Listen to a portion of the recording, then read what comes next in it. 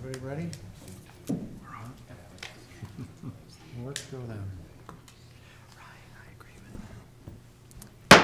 Centerville City Council is now in session. Thank you for your patience as we reconvened. We finished a work session earlier this evening on with the RDA and the ACB reviewing the budget for the Center Point, the Davis Center for the Performing Arts Building, which is owned by the Centerville RDA. And then everybody smiled big for council pictures, which is a once every 2-year event. We'll note for the record that we're missing Councilman Fillmore, who is ill. Other four members of the City Council are here. We'll start with the Pledge of Allegiance, which, seeing no scouts in the audience, I will lead, after which we'll ask Councilman Ince to give us a prayer or a thought. I pledge allegiance to the flag of the United States of America and to the republic for which it stands, one nation under God, indivisible, with liberty and justice for all.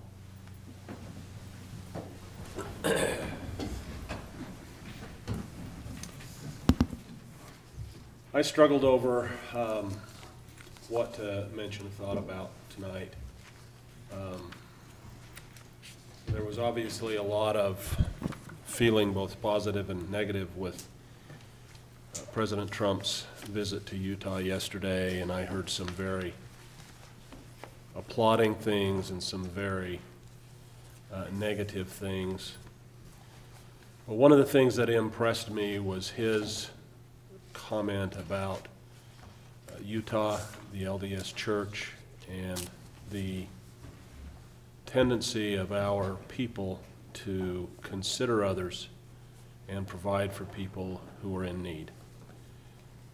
And so I would remind us all as a people that there are those around us who have needs. I've had some association with the food bank of late. They have needs. They even have needs for used shopping bags, which is what people use to shop at the food bank, for used egg cartons, which is what they use to repackage any eggs that are broken and then provided by merchants to the food bank. It is appropriate for us who have significant blessings to access, to consider those people, especially at this time of year. I'd also like to offer a prayer.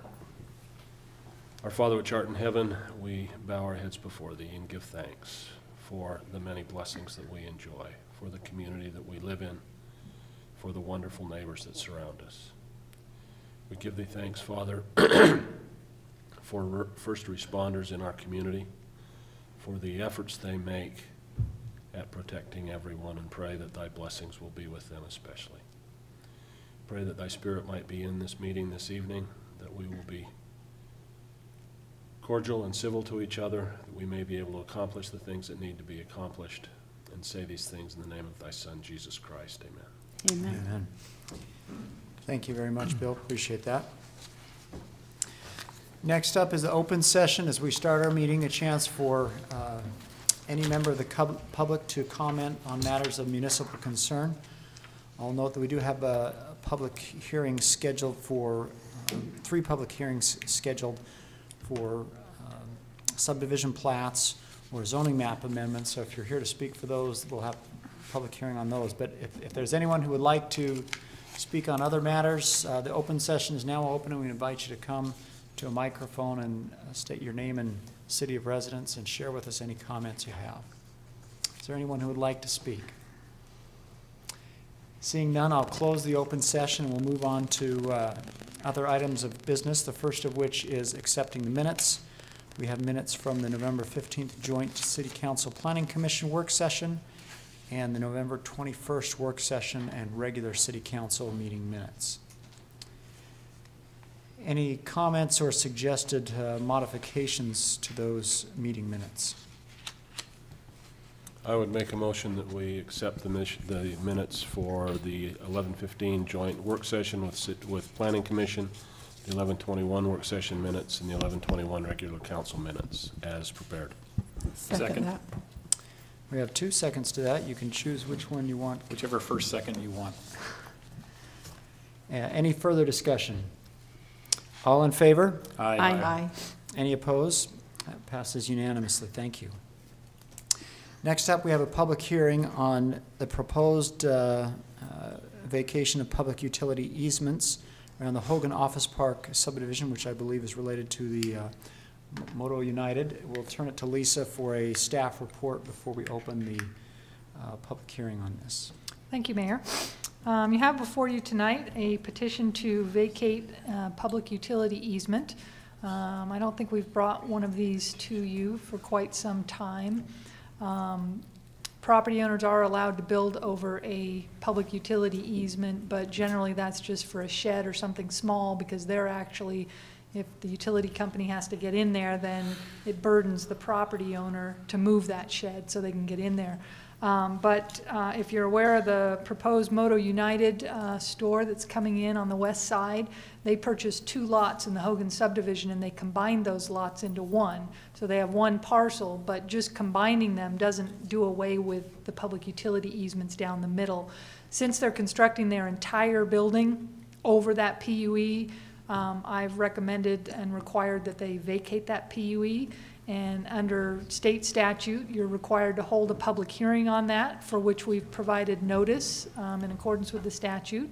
And you have to make a finding that there's good cause for the vacation of that easement and that the public interest or any person will not be materially injured by that vacation.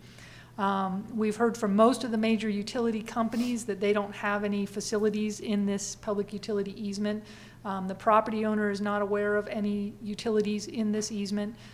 So for those reasons, staff is recommending that you vacate this easement. And again, by statute, you're required to vacate the easement by ordinance. You can do so either by plat or by ordinance, but we're going to do so by ordinance. And then once you've adopted that, it gets recorded at the county, and that's how everyone knows that this easement is vacated. And so I don't see the applicant here, but this is a simple matter, so he's probably not necessary to comment, but you are required to have a public hearing. So essentially, if I understand it correctly, you've always got an easement on the lot lines. So it was there, whether there was anything there, buried there or not. That's correct. Under our current city ordinances, we require a front lot line PUE of 10 feet, and then you can pick any 2 other sides, and it has to be a 7-foot easement. So all of our lots now have 3 PUEs on 3 sides just to make it convenient so that you can get in there, but not all PUEs are used. And that's the case here because neither lot had any construction on it. So, Any other questions for staff before we move to the public hearing on this? If not, I'll go ahead and open the public hearing and invite anyone who would like to comment on this proposal to vacate the public utility easement there so that Moto United can build a building which will eventually be a new ATV and an off-road vehicle dealership. Anyone who would like to speak? Seeing none, I'll close the public hearing and turn it to the council for action. And Motion that we adopt ordinance 2017-33 for the as stated purpose. Second. Moved and seconded, we adopt ordinance 2017-33 to vacate these public utility easements. Any further discussion? All in favor? Aye. Any opposed? That passes unanimously. Thank you. Next up, we have a public hearing on a subdivision plat amendment for the Centerville Orchard Plat C and also the Island View Plat H. We'll first have a staff report from Community Development Director Corey Snyder on this one. Jake, if you could pull up the staff report, there's an aerial on the front page, if you can kind of zoom to that. Mayor, members of the council, this is amending a subdivision plat. The interesting scenario here, we have a parcel. It's a singular parcel now. It used to be two parcels of different subdivisions. See a home built on the east side and a large area to the west of the home. Originally, there was 2 lots here. One was in the Orchard subdivision, one was in the Island View subdivision.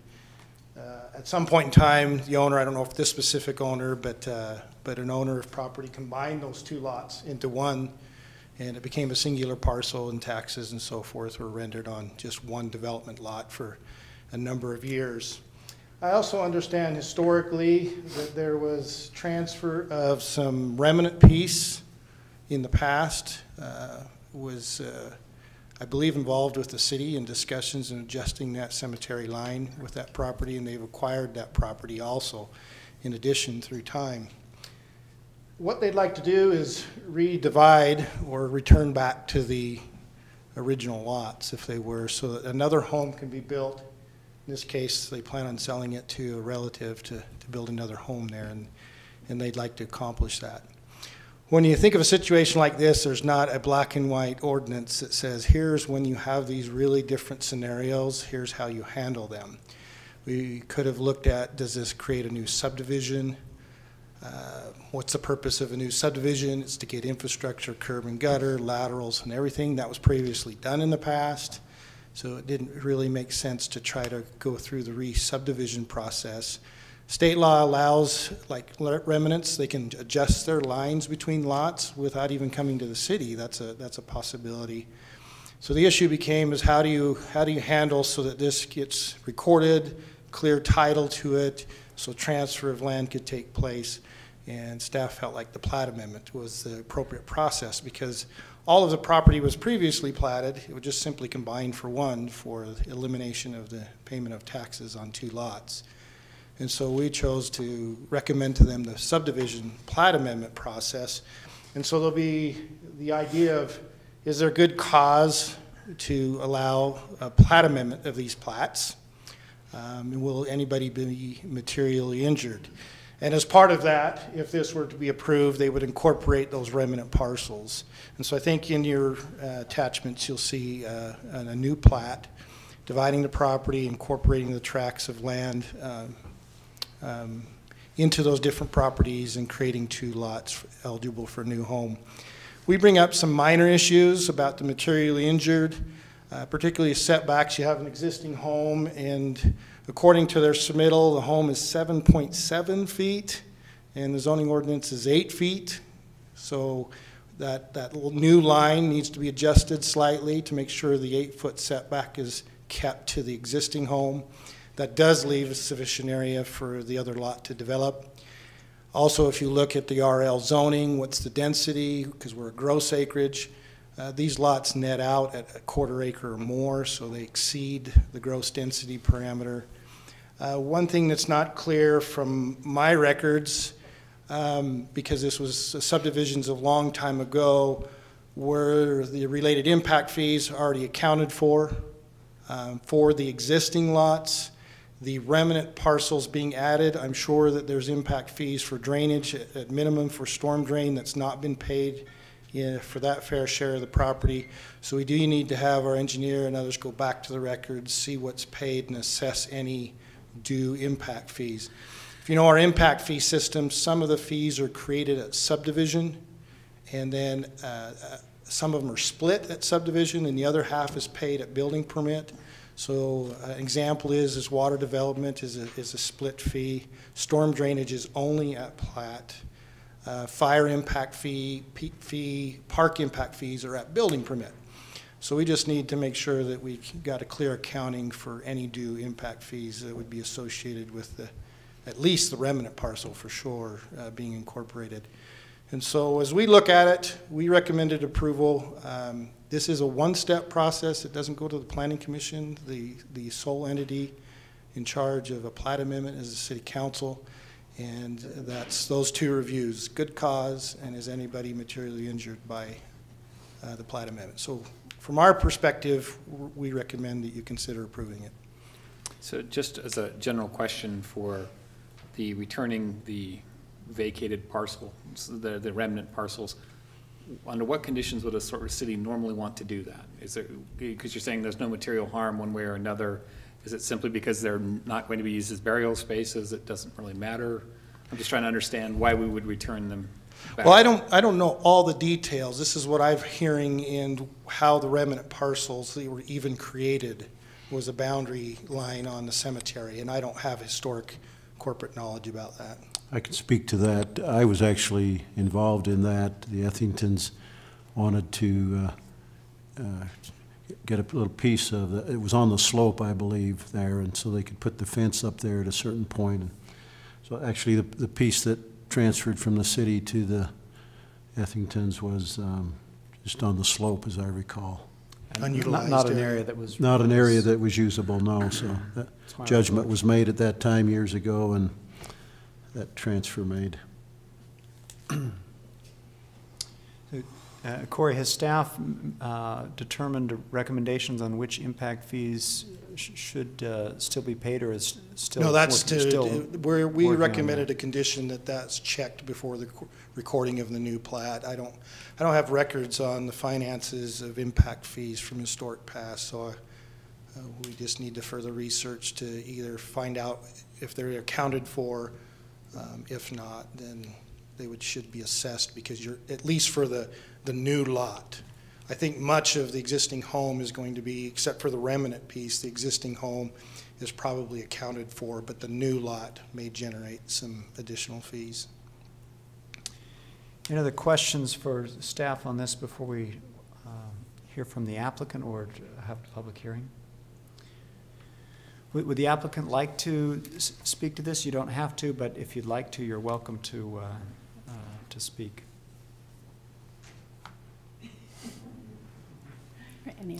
Not required to, but if you do, we want you to come to the mic because we have to record it. I'm totally unprepared. John, do you want to help me? I'm not quite sure what I should say, but that this area that was added is, if you're aware, the road on the cemetery curves around and then there's a steep slope, and that's where this extra area is located. And we've put in boulders, had someone put boulders in to hold that up and keep it secure, and cement curbing, and tried to make it really nice, although it is not very nice, as nice right now. But I don't know what else you want to hear. And we're hopeful that they will be able to move in next door to us. This is our daughter and son-in-law. So. Yeah, so this is, I think that's in the market, and they're the property owners. I'm the applicant. We're the relatives that we're hoping to secure the lot from these two. And with my son-in-law, so Becky's my wife and their daughter. We're hoping to build a home on that lot that will complement that area greatly, especially for the great landscaping and the work they've done on that remnant piece that we've been discussing with the landscaping boulders and the wrought iron gate there. It's our intent that stays, and that it's remains a complement to the beauty of that part of the cemetery. It's viewed from both the street and from the cemetery side. So, I think Corey did a good job describing what the situation was, and it's been a learning process for my wife and I as we've gone through this process to try to get this portion done. So we're just really hoping you give it some good consideration, and we're excited for the prospect of building a home on there. That's all. Thank you very much. With that, I'll go ahead and open the public hearing and invite anyone who would like to comment on this particular lot split to, or excuse me, a subdivision plat amendment to comment.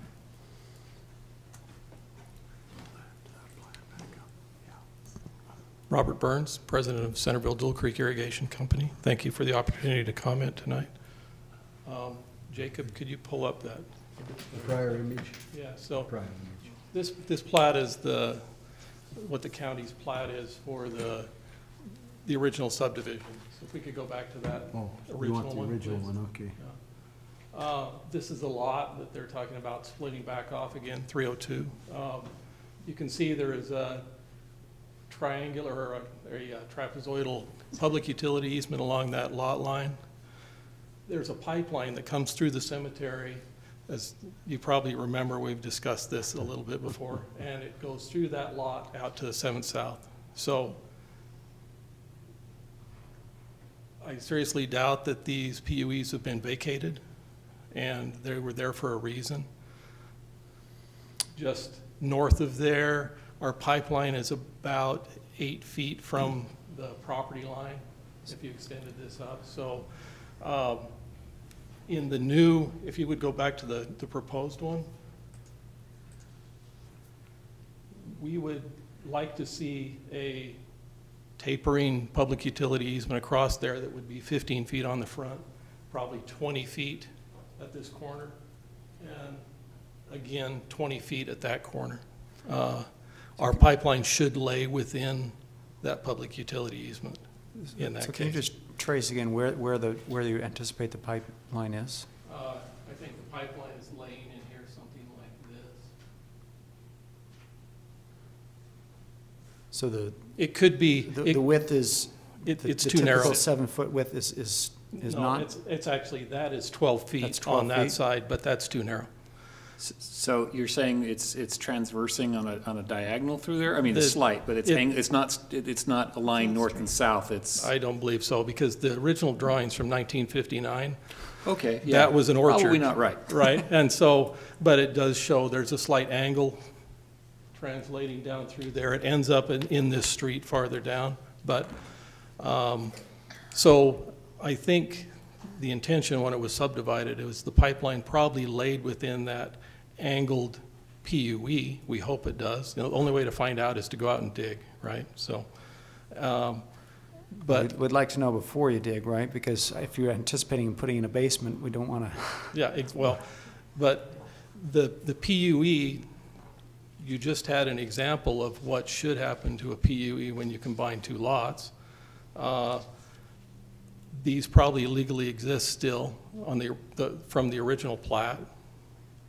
They're larger than what the proposal is. So I would like to see it, again, 20 feet from this corner, and then it would be 20 feet from that corner right there, 15 feet on the front. And it's what now showing there, 12? It's 12 feet off of the west of both of those. And what's the, Corey, can you remind us of the building pad and what impact that has? Because I was just side channeling, what about setbacks if the PUE is that large and on an angle? What does that do to the potential footprint of the property as far as what is buildable? Mayor, if I can defer the question and go to the immediate discussion on the PUE. Our PUEs are normally 7 feet. The question that I would have is that there's also probably a PUE on the other side. So when you're talking about 20 feet, does it include 20 feet encumbered on only one lot? Or is it 20 feet split between the two lots? Because we would have 14, 7 on each side. So the question is if we're 20 feet from that west property line in towards the new lot, is that what's being requested? Because I think the applicants would want to address that because that affects the site placement of their building. For us, 7-foot public utility easements, all that's mandatory required, but if there's an existing utility into it, that's certainly something you have to look at to preserve. Setbacks, if they did the minimum on the interior between the relatives' homes, right down the middle, the setback would be about only 10 feet off of the west property line by setback standards. So a 20-foot to 15-foot request is a significant request. And so if I were sitting here, I would want to make sure the property owner understands where that pipeline is and how much easement is actually required than to just automatically give up 20 feet. if it's unnecessary to give up that 20 feet for the home side. And was staff aware of this? Has there been any work done on this, or is this a recent? No, this is the purpose of the hearing, to find these things out. So the first time I found about this was when it was put on the webpage. I'm glad somebody reads So- the So webpage.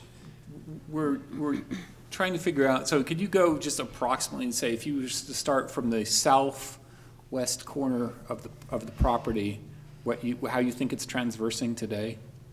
Well, can As far as the you go easement? back to the original plat? Yeah. You You see, can that's a cadastral mapper, so that's an easement either after, but it's not part of a subdivision, because that's just a parcel map, not the Yeah. actual plat map. So that's what the county provides us as far as plat maps in their package. We would have to go have them copy the actual plat, the physical plat, but these PUEs should exist on that lot from when it was an original lot. So 15 feet on the front, 20 on the back. I believe that's 20 on the back. It's kind of hard to infer where that actually means, right?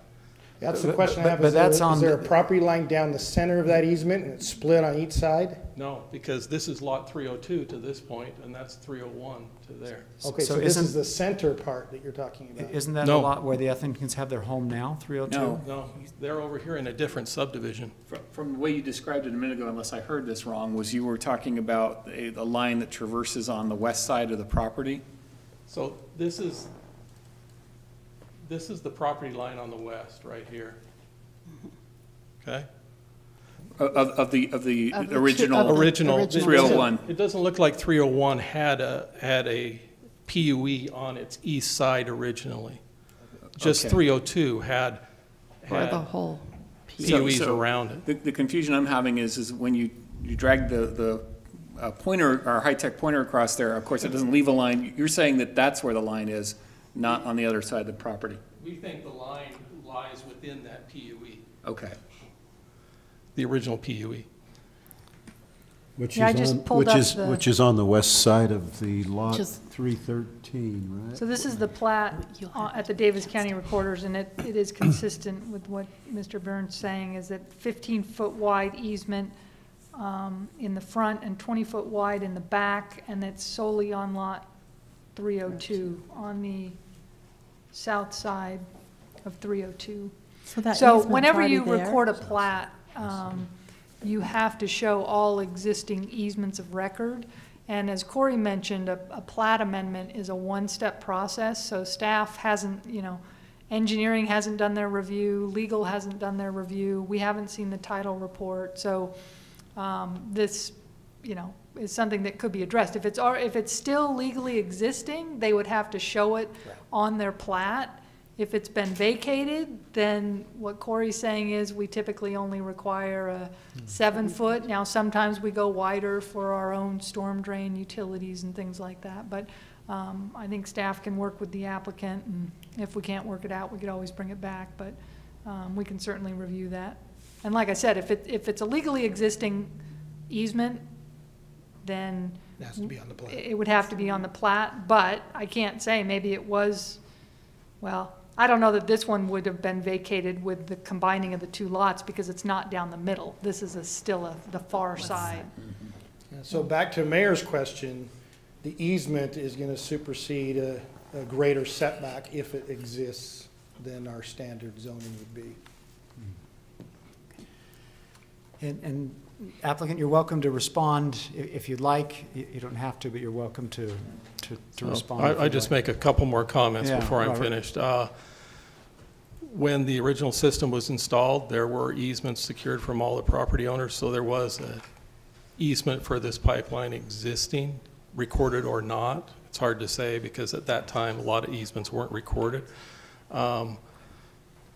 And it's pre-existed the subdivision, so it does have some prescriptive existence, prescriptive easement in existence there. So to be able to maintain that, you have to have enough width to get equipment in there on a pipeline. So One of the related questions, we were looking at the cemetery expansion to the west, there was a lot of talk about your existing line. I'm not sure if it's the same line, about It is. replacing that because it's a very old line. We were talking about abandoning it if we change the services, but It's in use today, it's still in use, yes.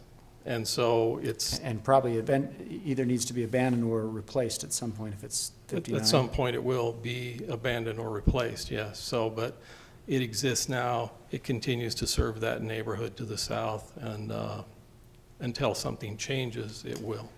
So, thank you. I'm glad you made us all aware of this issue. Better to find out now than after you start digging. The applicant like to respond, or?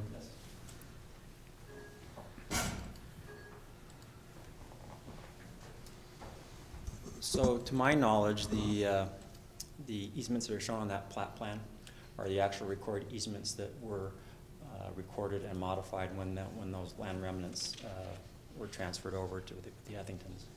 So we have all that original documentation that was given to the civil engineer. He went to the county recorder, brought up those public easements and those changes at that point. There were some vacations of other easements. Dual Creek did not vacate at that time from my knowledge, but it's all public records. So I just wanted to get that out there, that was taken into consideration, that those easements you're seeing on that plat plan are the actual recorded easements that we know of at this time. So do you have anything else you wanted to say about that? Corey? So it doesn't come as a shock to you that you might have to shift your house farther east than the land would actually seem to indicate? They changed it down. They shortened the easements.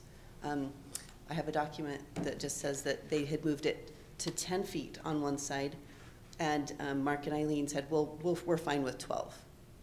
They didn't care. I mean, it was fine. So we have document of the easement changes. So can I ask Lisa, what's the typical, there needs to be a little bit of research to verify, okay, whether the document you have is the latest or whether what's shown on the county plats is, and what Mr. Burns is relying on for information is yeah. As part of the city engineer's review and to a certain extent my review of final plats, we both review the title report and review those easements. So I think that's something that could be done, obviously, to double check and see. It does appear on the title that there were certain easement vacations in 2006, so you can certainly look into that. But I think that it is, let's see how the conditions address this. Well, while you're looking at that, Lisa, could I just ask if the, no, I just spaced it now, sorry. Oh. I'll think of it again. So, yeah, I mean, we may just want to add a condition that we need to address the extent of the PUE easement on lot 302 in response to Dual Creek's comments. Before we move to that, is there anyone else who would like to comment on this particular item? If not, I'll close the public hearing, and we appreciate being made aware of this. I think this is something that I hope both the applicant and city realize we need to get resolved before you move forward. And Lisa, I think we're looking to you for some guidance on this.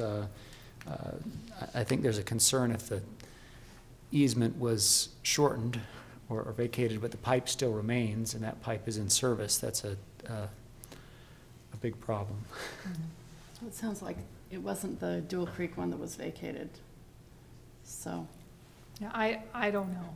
But does that have anything to do with what we're doing tonight? I mean, if the easement's there, they can't build on top of it, even if we divide their lot. Right. That's correct. So really, dividing the lot isn't going to depend on this easement. They're going to all have to work this out together. Yeah, assuming they have enough width for Right, it's the the building setback from that easement as far as how wide it is. And the lot appears, I mean, it's 91 feet wide, so looks like there's. Oh, it is 91 feet wide, so, yeah, I mean, I think with something like that, you could approve it, but, subject to the city engineer confirming the width of the easement on the south side of Lot 302. You're saying south, isn't it, the west? Yeah, actually, West side. west. The west side. West The side. west side of Lot 302, yeah. In response to Dual Creek irrigation concerns. But again, if the Dual Creek irrigation line is not within the PUE, it's not necessarily a city issue. It might be a matter between Dual Creek and the property owner. But the city can certainly attempt to preserve, I mean, it's our duty to preserve any existing easements. If they've been vacated or reduced in size, you know, we can try to address that with this plat as well. So I think they're looking for some suggested language. I'm still trying to figure out how to word that. How about, Oh, yeah, as I was saying, just adding an additional condition number 5 to confirm the width of the PUE on the west side of Lot 302 in response to Dual Creek Irrigation's concerns, and actual location of their line in this area. so moved, what Lisa said.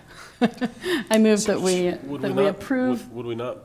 No, go ahead, I'm sorry. So we have a motion to, that we approve the plat amendment subject to the conditions, in addition, adding a fifth, that everything get worked out with the Dual Creek easement.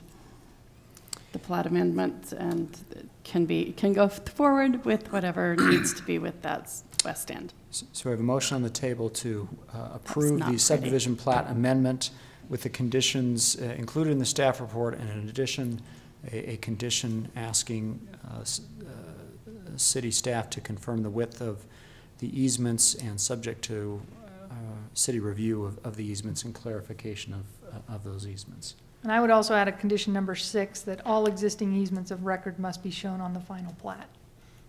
That covers us too. So with those 6 conditions, is there a second to that motion?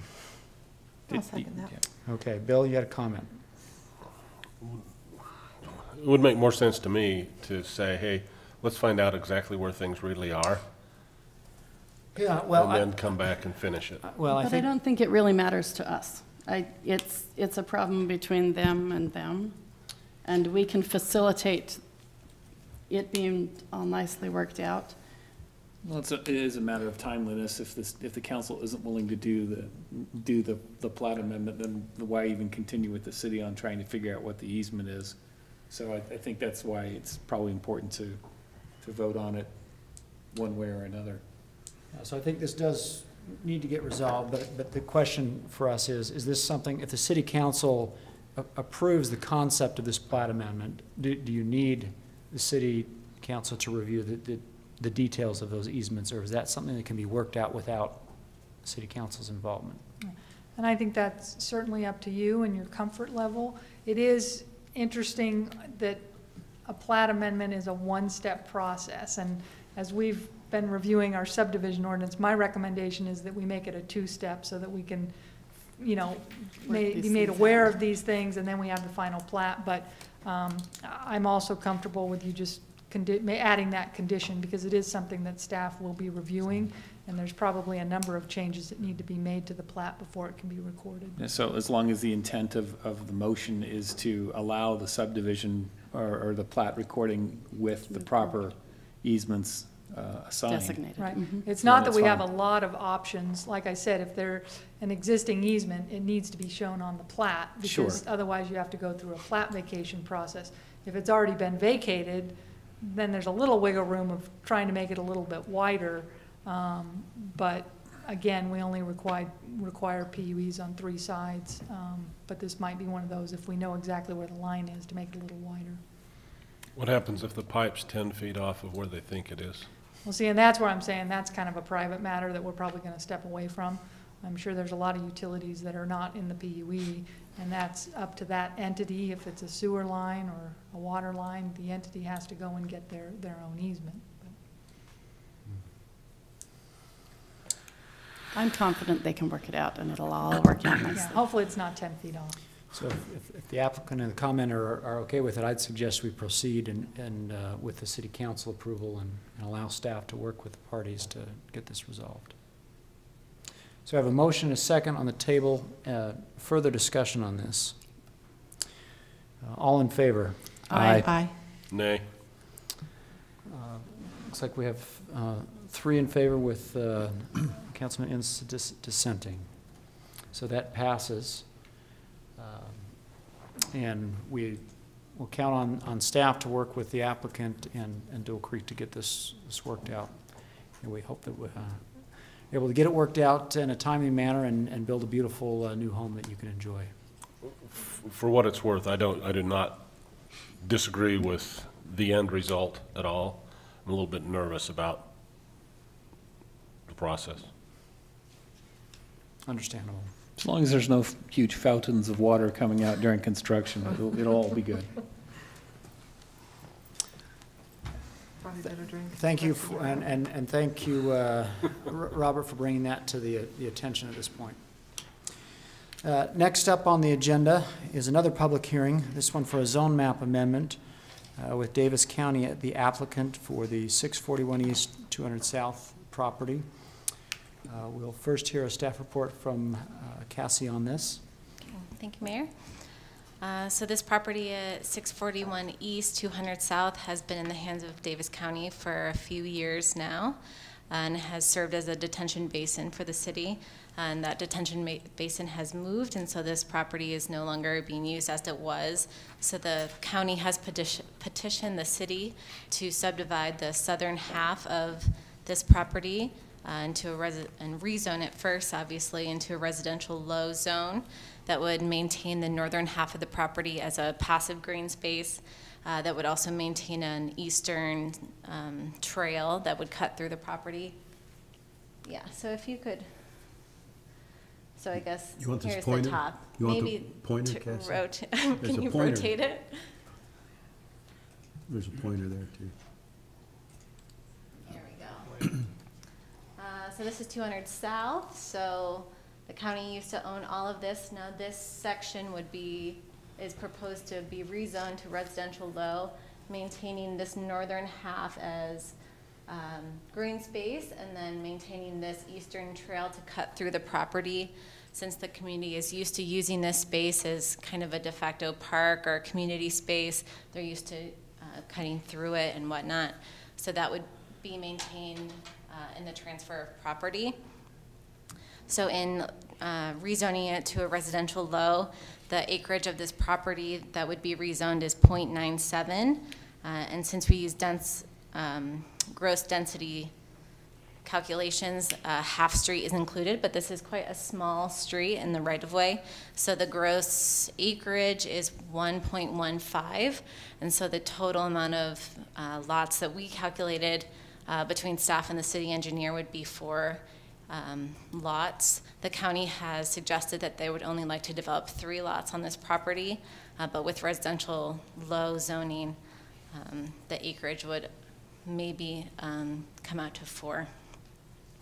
So we as a staff have to make sure that this aligns with the general plan and wouldn't adversely affect other properties in the surrounding area. If you have the zoning map accessible, you can see that every property in the surrounding area is residential low. This entire section of the city is residential low, so it would be certainly maintaining the same character as the site. And I think that there is the benefit of maintaining that northern half as a green space that the community is used to accessing this space and walking their dog there. So just with the addition of a few more houses. So we think that the staff and the Planning Commission both recommended approval of the rezone of this property, seeing that it aligns with the general plan and the harmonious character of the neighborhood in general.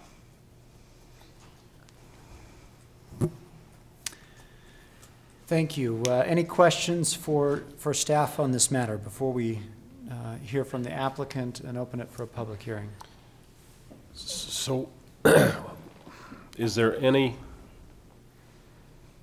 significance to the red lines across the property on the plat attachment that's part of the Yeah, so the way that, so the red lines The parcels, you can see kind of from the zoning map that the parcels used to be divided up in such a way, and the rezone is not exactly following those lines of the old parcels. There's going to be a little bit of adjustment, so it just, that would be the actual rezone. So the blue is the current or the Parcel prior line. parcel lines, Yes. and the red is the suggested new Correct. parcel lines. And is there any significance particularly to the City cross section. piece red line to the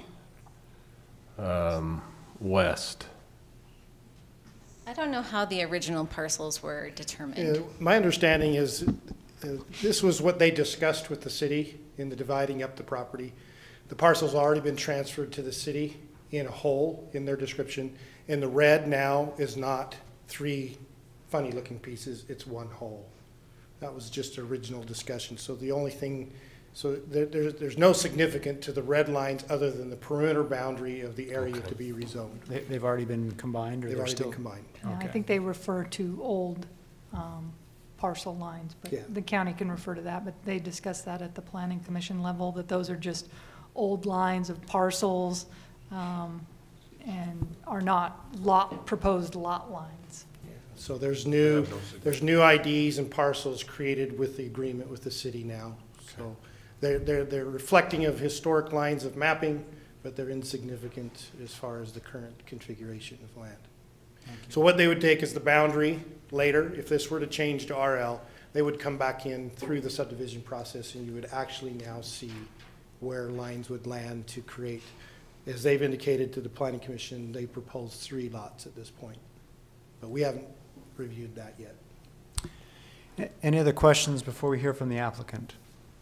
If not, we'd invite the applicant, Mr. Thompson, representing Davis County, to speak to us. Good evening, Mayor and Council and staff. I bring with you our County Commissioners' warm wishes and season's greetings to this evening to you, so appreciate being here. My name's Tony Thompson. I'm the property manager for Davis County. And let me just first address the red lines there that seem to be out there. Your city, when it was organized and laid out into your township and survey, your Centerville Township survey, created what was known as blocks, and then those blocks were created and divided into 4 lots. So what you're seeing there on the west side, the little lot that's there, that's actually the east half of, what would that be, 600 East, that was vacated at one point. And then to that, you've probably got one of the lots that are in the block, and then to the east of there, the little Utah-shaped piece is a remaining lot in the block in your original Centerville Town Site Survey. So the Recorder's Office still has those lots in there as references, so if there's legal descriptions that come in and tie to, like the southeast corner of a certain lock and blot in your city town site survey, they're there in their reference points. So that's what you're seeing. As your staff, Corey, has mentioned, the lots are all combined into one lot there. This property's had quite a bit of interest in it in the last little bit. If you remember, in August, there was an interlocal agreement between the city and the county here on this property. And that stems back to the structure being built up above to catch the debris, and this basin being taken off of the active flood control inventory, and also the structure that's there has been removed and decommissioned from the state dam inventory. So this is just a nice little parcel that has a stream running through it now. And with that, we've entered into the interlocal agreement with the city and the county, and the city has received the northern part of it. The fence has come down and the citizens are enjoying that again. The southern part, the county is looking at getting the rezone on that and then moving forward with subdividing. The county's proposing at this time that 3 lots lay out best on that property, because there is some terrain and elevation challenges to the property, to where the width of the lots would be sufficient to allow a nice home to be placed on those properties. So with that, we ask that you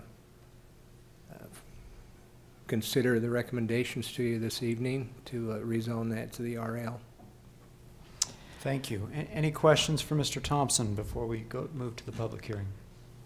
First of all, I really appreciate the fact that you guys have worked with us and we have came to a conclusion. I have heard from several neighbors that would like to make sure that there's only 3 lots and not the 4. I feel good about that because, as you said, the terrain is kind of iffy up there, and I hate to see them do too much, having to shore the grounds up and put too many homes on there. Is there any way that we can be assured that there will only be 3 lots?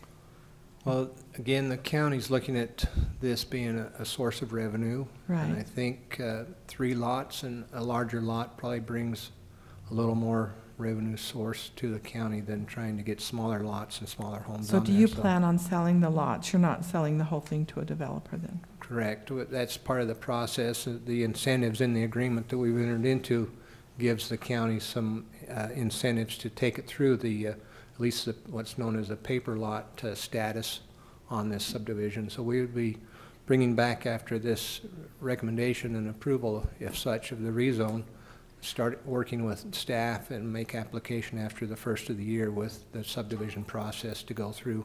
And again, we're looking at 3 lots in there because that, you know, we don't want to come in and change the character of the neighborhood that's there. So I appreciate you doing that very much. Thank you. Any other questions for Mr. Thompson? If not, this matter is scheduled for a public hearing. We'll go ahead and open the public hearing and invite anyone who would like to comment on this plat amendment, or excuse me, this zone map amendment to do so. Please come and state your name and city of residence for the record. Is there anyone who would like to comment?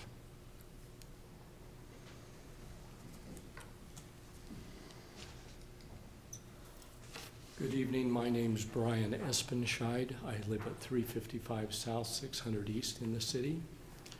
I seem to be my wife and I seem to be the lone survivors of the group that were here at the Planning and Zoning Commission meeting. After attending that meeting and visiting with Mr. Thompson, I would like to make a few comments. During that initial hearing, one of the Planning and Zoning Commission members referred to the piece of property as an eyesore. Second, the comment was made that if the citizens want a creek experience, all they have to do is go 2 blocks east. The third was that there is not adequate parking to allow that to be a green space or a public use green space. At that time, the county had not yet, and correct me if I'm wrong, Tony, the county had not committed to the 3-lot concept, nor had they decided whether they were going to sell it off in individual lots or one piece, which would allow a developer to come in and then make application to do 4 or as many as 5 lots. So I have concern about that also, Ms. Beacom, and I'm glad that you addressed that. The next comment was that it's so close to Island View Park that there's no need for another city park in that area. So if it's okay with you, I would like to comment on each of those issues. Back in 1983, after the floods of 1983, and the catchment basin concept was come up with, I believe that the county was then represented by Wilf Summercorn, and you may be able to correct me on that. After discussions with Mr. Summercorn and going back and right of eminent domain being exercised on the property, it was decided that the catchment basin would go in, which was a asset to the community, but also that the community would be involved in refining and beautifying that parcel of property. I was involved in that to some degree in that I was up there digging trenches, putting in water pipes and planting trees. I'm not the engineer of the bridge, but I think that the bridge is a nice addition. The nice thing about the trail that was established, that it kind of traversed from west to east, whereas the current proposal, you'll notice that the walk-through is so far east that another 50 steps you can just go up to Canyon Way. So big whoop in the terminology of the kids anyway. But the point was that it was an eyesore. Well, it hasn't always been an eyesore, and as it's gone back from the city to the county to the city, and responsibility and insurances and liabilities and so on and so forth. You know, when I was a kid, it was covered mostly with choke cherry and willows, and we used to build huts and forts in there to the chagrin of the Miles family. But since the 6th East easement was vacated, that's always been just kind of a public area. And I appreciate the fact that the north side has been preserved. But for those of us living on the other side, we go up and around to be able to get to there. If it is currently an eyesore, it's an eyesore that resembles the natural terrain. And I think that it's been brought to your attention that it's really the last piece of open ground in the city. There's no other access to the creek, and I'll get to that in my next point. But it's really, as Mr. Daly stated in the hearing, and I think he was the only one that was opposed to the recommendation made, it's a lost opportunity if it goes away. I understand from that hearing how the deal came about and why the deal is, and I appreciate the north side, but in a perfect, wonderful world for me, the citizens will be able to have access to the whole piece of property. The comment having to do with just go east, it's all private property, and where it enters Forest Service property and below the new dam, it's all marked no trespassing. Now, you can go up there on any day and find somebody walking their dog right past the no trespassing signs, but the fact remains that it's not supposed to be public access, and it's controlled for a reason. So there really is no other access to the creek. When those properties are sold off, I think there was some discussion about there being a regulation that it be fenced between their property and the creek. I don't know who owns the creek. I know that there's been debate in the state as to whether waterways are public domains or if they're private domains. The creek is a big deal to the neighborhood. As far as parking, you know, it's kind of a walkabout area. And if you do need additional parking, if the south portion were to be retained, if it were retained, you know, you don't need but a couple of stalls. And if you can fit up to 5 houses on it, you can certainly find a place for 3 or 4 parking stalls. It is a totally different experience than Island Park. Both parks are equidistant from my residence. But when I go up to Island View Park, you know, those ball fields and soccer fields are in pretty constant use. So I think it would be an asset to the community to have an additional park. The other thing that was brought up repeatedly in the Planning and Zoning Commission hearing is that it was 0.97 acres. So if the zoning is for quarter-acre lots, there couldn't be more than 3. But the report that we just heard said that it's actually 1.15 with the abandoned easement, right? So that's a whole different ballgame. So just a correct clarification on that. It's part of the right-of-way of 200 South that's included in the calculation, okay. Not that abandoned piece. Thank you. I assumed other, but I appreciate the correction. At any rate, it's 1.17, it's not 0.97. That 1.15 was never brought up during the planning and zoning. Okay, it was always 0.97. So I know that there was negotiation between the county and the city. I know that things have gone back and forth for years. My neighbors aren't here because they figure it's already a shoo-in. Why show up and waste another 2 hours of my life? But, you know, there's a perpetual optimist in me.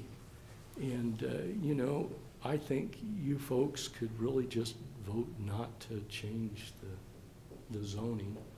And then maybe the county would be willing to negotiate price a little bit more. If we can afford movies in the park and we can afford recreation facilities and recreation programs and parades and theaters and all the other things that are for the benefit of the citizens. And I understand that that's a part of our community and it's a wonderful thing. But so would this public park. It would be a wonderful thing. You know, if you need more trees up there, if you want, you know, my wife was saying, I divide my iris every year. I divide my ground cover every year. If you need to beautify it and you don't have budget for plants, just put it on your website. People will show up with roses and with ground cover and with trees and all manner of things. If you need work projects up there, we did it in 83, 84, whenever that was. We'll show up. We'll help. You know, that's what Centerville's about. I hear talk about how we need to have a beautiful gateway and we need to have this and we need to have that so that people understand what Centerville is. Well, Centerville's the people. The people are on display. The people are why, that's why my kids want to come back here. I realize building lots are selling at a premium. I've got a daughter that would love to come back to Centerville and there's just no ground. But it's the last place. The last place in this whole city, so I appeal to you to consider that. I appreciate you letting me ramble on so long. Thank you. Thank you very much for those well-prepared comments.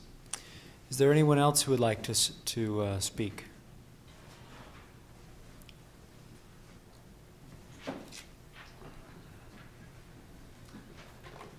My name is Jesse Montgomery. I'm a near neighbor, just a couple houses up the hill from this plot, and I appreciate you hearing my comments. And I wholeheartedly agree with the comments that have been made here. I just wanted to acknowledge and express my appreciation that the county does not want to change the character of the area. However, I would disagree with the concept that putting houses here would not do that. It certainly would change the character. As far as this lot goes, I agree with what has been said, that it is not an eyesore. It's what I find a beautiful plot of land, and it is just a piece of nature that's in our city that I really appreciate. This is something that my sister is here with us, and we grew up in this area. My grandparents, I bought my grandparents' home, and we were always playing in this area, and the most beautiful part of this area is the part that's proposed to put these homes on. And I believe that it would change the character of this area drastically by nature of removing the most, what I feel is the most appealing and beautiful part of it. And so I would certainly be sad to see that go, because it's something that I would like to see, that I would like to continue to enjoy, and my family to continue to enjoy. So thank you. Thank you for those comments, Jesse.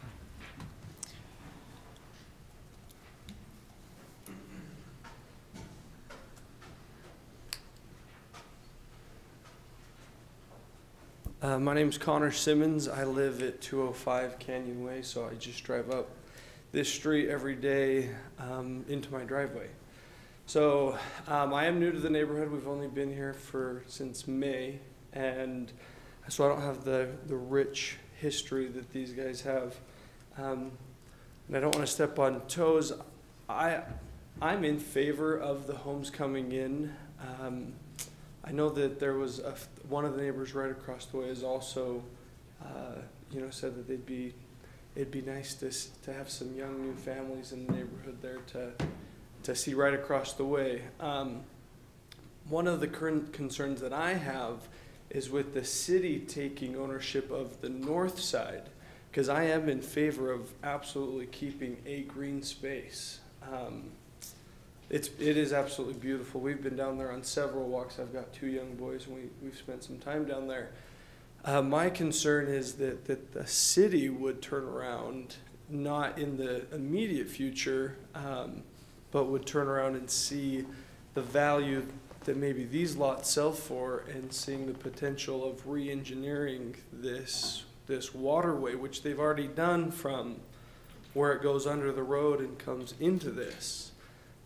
That would be my concern, is that the city would turn around and develop it to take their chunk of the money as well.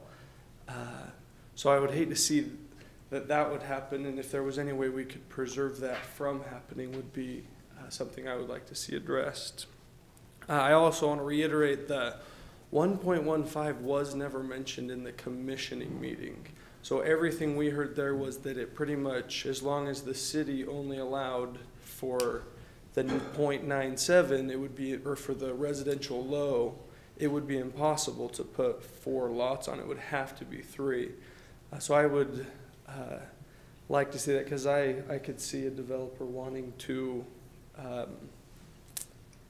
put more lots on that. And my father-in-law's here with me, and he is a developer, and I do have some interest in the property with him, because I would like to see that these homes truly do blend in or fit into the neighborhood. One things that really enchanted us to move into this neighborhood was the characteristic, the smaller. To me, it's got more small town homey feel to it rather than a ritzy neighborhood, and we would like to keep the homes in that same kind of those same characteristics. I took notes. I want to make sure I don't miss anything. Yeah, that's everything. So thanks for your time. Thank you, Mr. Simmons. Is there anyone else who would like to comment during the public hearing? Seeing none, I'll close the public hearing. And for a point of information, I'd like to make sure we're clear on the agreement between the county and the city regarding keeping that land open space. Maybe Lisa, you can comment on the restrictions that are placed on that open first south side of it to besides the easement for the creek to ensure that it cannot be developed. So the city did enter into an interlocal agreement with the county where we exchanged a waiver of fees to obtain about an acre of property, which I think is a great win for the city, and I think we should thank the county for that arrangement. That agreement does not address or restrict the city's use of that. It was a purchase of property by the city. And, I wouldn't recommend the city encumber that. We're going to hold it like any of our other pieces of property. Right now, it's not our intent to develop. It would be very costly to engineer and develop. We went through quite a bit of time and negotiation with the county so that we could preserve it. So that's our intent for the short term. Yeah, I thought there was a legal requirement to keep it as perpetual open space, but you're saying that was not part of the what was passed? No, it is also subject to a significant flood control and access easement that encumbers almost, I'm not going to say almost all of it, but yeah, there's a lot that's encumbered by that easement, so. And I would add, Lisa, that the fees that are being waived are actually, when you're talking about the engineering fees from the city engineer that are being not charged to the county, any direct out-of-pocket costs that are being waived is actually being paid for by the parks, the RAP tax funds in terms of the expenses we have to pay as a city to accommodate the rezone and the subdivision are being paid out of the RAP tax, which means it's a park eligible expenditure. And so if we were, that's another reason why there's a disincentive to you could reverse that in the future, but you'd have to pay back those funds to the RAP tax fund. So I did want to address this issue of all the attachments do say a parcel size of 0.97. Could we get a clarification on how we arrived at different items? So the 0.97 is the actual property that the county owns. That was represented to the Planning Commission. That's represented in the staff report to the council. That's not changed. At the Planning Commission, there was some discussion about the potential of how many lots could they get within RL zoning.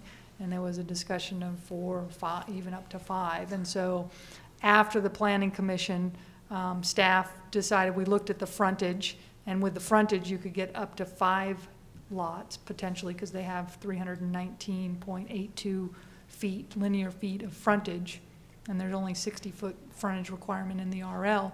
However, we then asked the city engineer to calculate the half street, because the way we calculate density, And that's 200 south when you say the half street. the half street of 200 south, to find out, because we calculate density with that half street. So it's not that there's any more property that the county owns or any more property that they're trying to rezone. It's just a calculation that staff did between the planning commission meeting and now to help you understand that the maximum, it appears that the maximum number of lots they could get would only be 4, because that half street only brings them up to 1.157, divided by 0.25 is 4 point something, and we round down for density calculations. So we added that because you have to not only look at the frontage requirement, but also the gross acreage. Thank you for that explanation. Corey, did you want to add anything to that? Comments or questions, the council, before we? Is there any way we can make that so that it's perpetual and can't be changed from open space? I think that's a separate discussion than this applicant-driven application, but you could certainly look into that. You know, this is a painful one for me. How many months was it fenced off? Do you remember?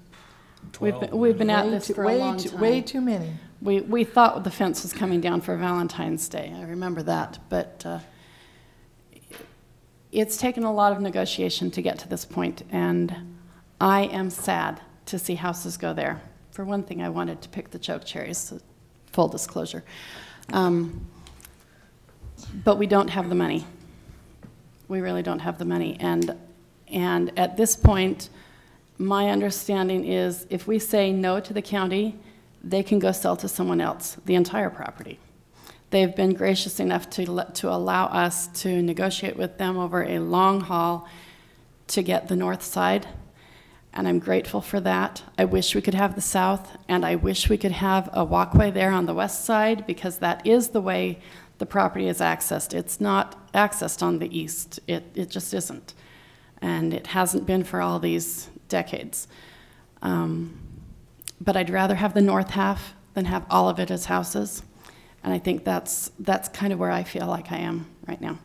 Those are my options. Do I want to keep the north half and say yes to houses on the south, or do I want to say, no, we don't like that, go sell for houses for the whole thing to somebody else? So it's a bittersweet thing for me, but that's where the negotiation has come. And just to address some of those points, when we spoke at length with the county commissioners, one of the things that we were reminded of is that we are county residents as well, and we have to accept that the county has a fiduciary responsibility to maximize the return on the properties that it owns. And so from that perspective, I can see the county's point straight up, that from their perspective, this is surplus property and they need to do something with it. Could it have been a better deal? Well, if we had an extra $500,000 lying around, we might have been able to swing something a little bit better, perhaps. It's just, frankly, that's just not something that was available to us. The deal that is out there in terms of what the city was able to acquire and what green space is preserved, I think it's pretty reasonable considering the in-consideration fees and things that we're allocating for that.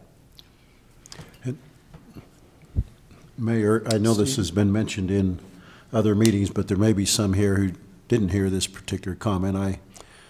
I want to acknowledge the county's investment in the protection of this area for flood control by putting $1.8 million into this structure upstream. The city put in $300,000. The county put in $1.8 million in order to make more than 200 properties exempt now from the floodplain, the hazard area. Those lots now one by one are coming into development, being added upon the homes and so forth. All those things possible because of the county's investment upstream. And I can't overstate the benefit that is to our community. It is a significant benefit, not only for the reduction in flood insurance costs, but in the unlikely event, but unlikely, but eventual event of another mudslide or 100-year flood, that facility will be invaluable to us. And we appreciate the county taking care of that responsibility to control the floodwaters. Other comments, council members, before we move forward on this? I feel very much like Stephanie. It's really a hard thing. And when the county first came, they wanted the whole thing, or $450,000. And we actually, as a council members, tried to go out and find some way to get donations, and wasn't just realized that that was not something that we could do. But we have really tried, and I appreciate the county working with us and keeping it to 3 lots so that it doesn't really change the neighborhood more than it has to. And I want them to know that, but I want to know the residents to know that I played up there too, and it's really hard to see it go.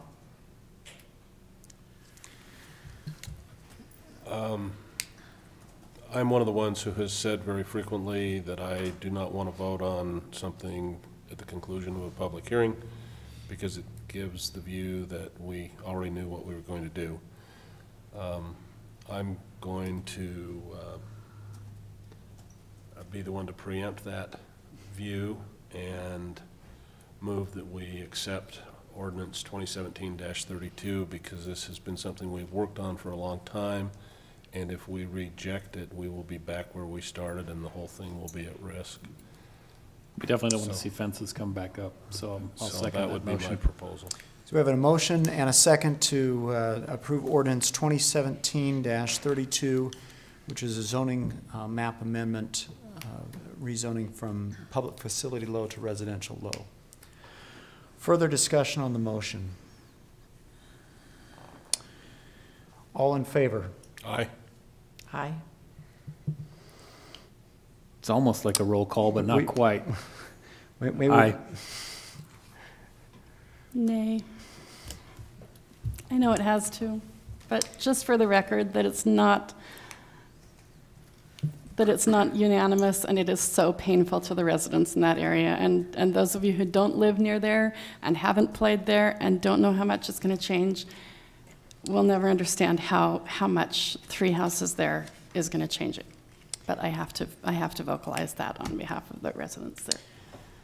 So we'll consider that a roll call vote, and with Councilman Ivey dissenting and passing 3-1 that ordinance. And we'll look. We appreciate the comments and the involvements from citizens over the past year. Certainly is a significant effort, and we'll look for the county to come back with a 3-lot subdivision after the first of the year. Thank you for your everyone for your patience with the process, and we look forward to having this area improved. I look forward to seeing that bridge painted, the trail fully constructed, and the effort going into beautifying that area as it was a few years ago. I think it'll be we can make this a significant, beautiful spot, even though it's smaller than what many would like. So thank you. With that, we'll move on to the next item on our agenda, which is a biennial report regarding the moderate income housing plan that our community development staff, particularly Cassie, has put a lot of work into. Thank you, Mayor, and Cassie will address the document that she's presented to you. Just as a way of introduction, we have to, every other year, provide a report. So the council is charged with taking a look and reporting where you're at on the moderate income housing. And so this report that's being presented to you is the draft. We owe that a report to be given to the state by the end of this year. On top of that, we'll have a cover letter. We have to answer some questions after you make the findings of the report and send that in by the end of the year. We do have some elements in there that we will need to go back into our general plan. The projections are changes that will have to take place after this report's submitted to the state to update those projections. But for all the work, Cassie has put all the effort into this report, so she should receive the good with it, hopefully. That's got some fancy formatting, not our usual government report. What, don't you think I could do that, Mayor? I don't. There's use of more than one font, Steve, so I'm just saying. Other than the change to the font, most of the report is what you saw already at our work session a few weeks ago. The only numbers that have changed have been those GIS counts that I sent you an email of our housing stock and the percentage in comparison with the open market yield. But the projections of our population and the housing supply and our housing stock are all located within the document, which we've discussed earlier. So if you have any questions on that, I'd be happy to answer them. But mainly the purpose of this report is to discuss the goals and strategies going forward, which we discussed earlier. So I included the 4 previous goals that we have stated in the general plan in 2012, and then as more specific strategies that we discussed at the work session, the additional 3 to 4 new strategies, which would be to potentially re-examine the allowance of accessory dwelling units in the city, whether it's an attached or detached fashion. But I think it might be time to re-examine this issue, and I know that I get a lot of questions in the zoning department about it. Since we do have larger lots here, people do want to use their property in that way, and I know that there are a lot of concerns about it, so I think it's a good time to have the discussion again in the next few years. You didn't just say that, did you? What? Yes. You're so new, that's why you can say that, because we have had that discussion. Oh, well, I know that you have before, but we did discuss it at the work session to potentially re-look at it. It just feels I think it was so your idea. recent. I think it was your It idea, is my too. idea. So don't be too surprised that it's in there. I had the same reaction. I was like, oh. It's like, we just did this. I know that it was kind of a recent discussion. But going forward, when you update the general plan in 2019, maybe there'll be something in there about that. Also, a goal of yours was to loosen and adapt development standards in the hillside overlay. Obviously, you just did that a few weeks ago with residential low lots in the overlay, loosening the restrictions to the width, and in a few weeks you'll see another one in regards to the agricultural zones in the hillside overlay. So these are small tweaks we can make. Yes. I appreciate you clarifying that, because when I first read this, I thought, where in the world did we agree to loosen the hillside ordinance? And I see, when we look at our neighboring cities who allow a lot more hillside development than we do, that does not help with affordable housing. It might help for housing overall, but typically it's not affordable, and it puts a burden on the rest of the city to support those expensive streets and expensive homes. But I had forgotten about the changing the lot width, yes. which is a legitimate change. But I would express a little caution about signaling to anyone that we're open to reducing the hillside protections. Right. I agree with that. Yeah, I agree. I think the wording it makes it look like we're wanting to be like North Salt Lake, and I don't think that's the case. Yeah, I was actually looking that if we struck the words loosen and adapt and just put in review. Okay. Yeah, I like that, maybe review. And I think we want to be, I would hope the council will be very clear. I think many of us are open to ideas to be flexible below the fire break road and in the traditional areas where we've allowed development. But I think there's unanimous agreement that we want to protect the hillside, especially above that fire break road, and make it very, very as difficult as we can for development up there. Absolutely. I think it has come to the attention of the staff as more applicants have become forward that a lot of our hillside ordinances are a bit out of date and may not be very usable in some circumstances, and may even be overly restrictive in some capacity. Obviously, we do want to maintain those, structural and aesthetic standards in terms of fill and and whatnot. So it's not like we want to just graze the whole But your focus hillside. here was, your focus here was the existing areas, maybe making it a little bit easier to do infill or something in that hillside area, not to expand it. Sure, yes, yes, yes. We're So, recognizing you have to put a positive spin on a bunch of councils that have said no to Hillside. I get where you're trying to go.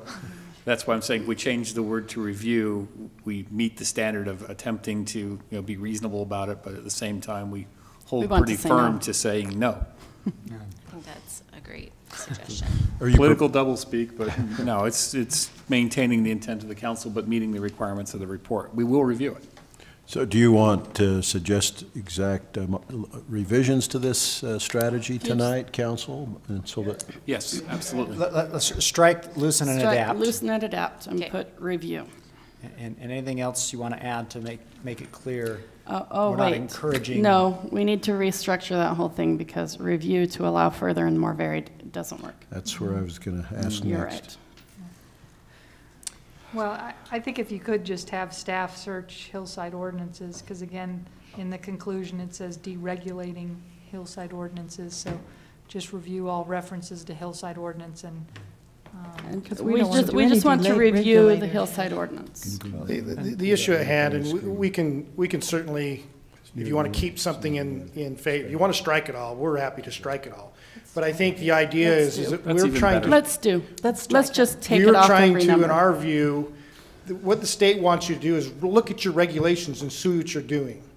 And the issue that came up with the adjustments is that a 100-foot lot may be where you require, and you end up with more expensive homes because you're being greatly restrictive, where if you went to the 80-foot lot, you leave an opportunity. And I think that's where we're trying to capitalize on, is this talk that we've looked and analyzed. We not control necessarily the price level of those lots, but we're not using the regulations to purposely eliminate inflate it. it. So And that's Cap- what we were trying to initially capture with this report. So Okay. I think the policy guidance that we'd like to give is, if you have suggestions in existing areas of the city to make it easier and more flexible for moderate housing to improve, that's great. We want to be very clear, our policy is not to expand development. And I think we up can the create a hillside. distinction in the language where we talk about reviewing ordinances and separate the foothills management plan from inside the city. Okay. I think we can make that distinction. So maybe what you do is you put in a provision that says what you've got while not restructuring the hillside management plan. Right. Yeah, I like that. But if you just don't like the idea of us capitalizing that you change some of the regulations, which I think it's not going to create, housing, but it changes the opportunity that a more moderately priced house could come into play in the hillside. I mean, you had an example in the public hearing, somebody not wanting large estate homes on that Southern Park property, but wanted a more contextually viewed home. Yeah. It's still going to be expensive, but I think that's what we're trying to say, is we're just not purposely using the regulations to force out the opportunities. And we are capitalizing on some recent decisions to highlight. Yeah, I understand that. The wording of it really does. Right. And we can reformat it. Yeah, and like I said before, great job. I mean, we've asked you to take a used car and sell it like it's brand new against some state regulations. It's a good first draft. Just a few Thanks. things that we don't want to misrepresent. Right. I'm understand. fine with that. We totally understand, but if you want it all out, we'll take it all out, but we were trying to sell as best we could. It's good to get some positive on the state radar. It's okay That's to- good. To give us the positive, what we already did. Just don't insinuate we're going to do any more. We're all done. Well, that's the tug and pull. That's where I'd be willing to horse trade the way that the re-examine ADUs is there. As that is, I'd rather have that than to even mention Hillside. Cassie, do you need any guidance on number 7? You've got the bright red language there. Is I that think anything yeah, you need if from the Steve wants to council? help me out with that one. Yeah, we need to call out, I discussed that with Steve this afternoon, we need to call out with Jake or Steve how we've set up the CDAs. There's a voluntary system in some of our CDA areas, and then there is a mandatory system. And we want to highlight those because that's a tool that the RDA has used at the council direction as opportunities to preserve. So we want to be able to highlight that we have those ongoing programs for preservation purposes. Right. I just didn't know how to craft it yet. Yeah, and I'll work with Corey and Cassie on that. Yes, we've used the funds from the Parish Gateway area to assist 3 of our moderate income housing areas already. That was not mandatory. That was voluntary use of those funds. Bernard Creek CDA, however, requires 10% of, at least 10% of those funds to be used for moderate income housing. Until they sunset, we want to make sure our biannual reports always call that program out. Yeah, right.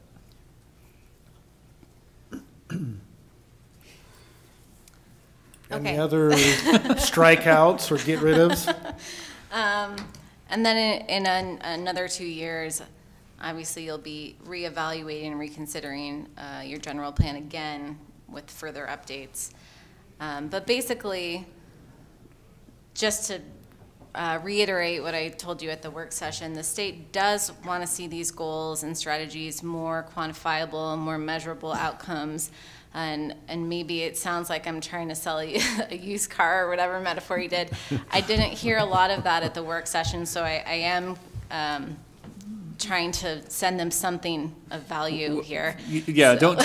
don't take the used. I'm taking it from the perspective of what you're trying to sell. From what it's not that you gave us a used car. I'm just saying that you're trying to sell something that is at odds necessarily. If you just take me for example, you can ignore the rest of the council. I don't want ADUs. I don't want growth. I want to preserve the community as is. That is totally against what the state wants. And by making it more measurable and setting metrics, then the state's going to push the community towards you didn't meet that metric.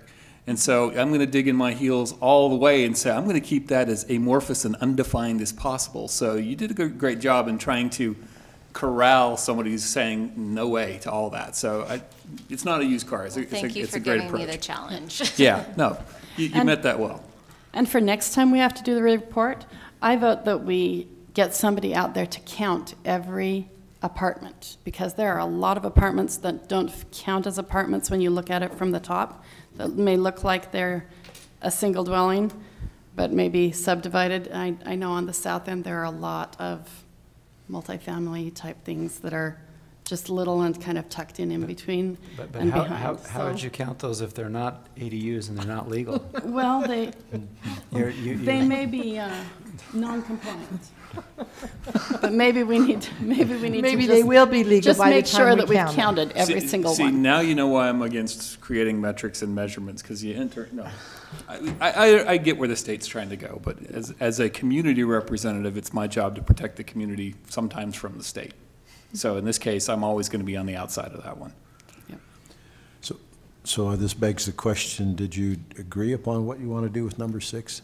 Take it out. Is it just coming out? Is that what you're saying, or are you modifying it? I'm okay if you modify it, but it sounds like we have some who'd rather just take it out. Take it out. I'd like to take it out. I changed my mind. I think take it out. We've got enough measurable goals, or at least starting points for them to ask us for better measurements, I think. So it sounds like there's, the majority would like you to just take out the hillside. The hillside. The reference completely. Okay.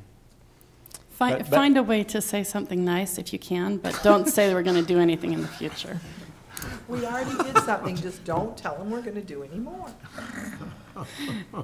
And as much as I love the way you wrote number 5, I don't want to reconsider ADUs unless and until the state changes the building code requirements. Well, but the way it's stated, I am totally fine with the way it's stated. We're re-examining it with the intent we need to push the state. Yeah, you're not approving it, you're just re-examining. This is a great push it back into the state's court and say, hey, we can't really approve ADUs because of the building code. So we are trying to work with you. I mean, that's the brilliant overture in the whole thing right there. So. Are you sure you don't want to keep in Is that number yours? 6? Because you already kind of did something, so that's. We did something, but we don't want anybody coming and saying, what can we build on the hillside? Yeah, as an official communication to the state, I would prefer that developers not see this as that there's a Hillside Developer Friendly Council. Okay. Even if we have to give up a gold star for it. Okay. But thanks for trying to get us one. Is there action we need to take on this, or just provide you this review? Do you need it officially approved? Corey, Cassie, you want to explain what the ultimate outcome is here that you're going to be sending to the state? And how you get the mayor, whether you want... What I see is enough, even though there's significant changes in a minor way, so we need to make those changes. What the directive would hopefully be is, we've presented it at the meeting, we've done the public process, we've disclosed, you've made your findings, we're finalizing that. So if we could, from at this point, go make those tweaks, send it back to the council in the draft form and get your individual approvals on it, that can be, if you're comfortable with that. You mean just instead email? of coming back to a meeting, Yeah. so that we can do the cover letter, answer the questions, and send the findings report into the state by the end of the year. That's the filing deadline is the end of the year, Yeah. right?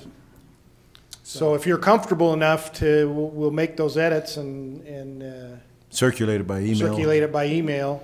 And if it meets muster for everybody, then we'll tell you that it's so and communicate to you we're sending it to the state. I'm comfortable if you can provide that feedback before the meeting on the 19th, just to... Just Well, in that's the case? concern, Just is in were you case? having the 19th? We're not sure, I wasn't sure. you were Yeah, having we're the 19th. meeting on the 19th. So we is the could mayor bring it supposed back to on the sign? 19th. Well, I don't think we need to bring it back for full discussion again, but if you just provide us a copy of the updated version, Sure. I think that would be great. You want to do it under city managers then, or something like that? Or you can If just... you're meeting on the I'm 19th? okay if you email it to us and well, just what let we us can know. even do is put it under summary action, and if they want to pull it off, they can. Yeah, we can do that. would be good. Okay, We can do that. great, let's do that. Either way. Okay.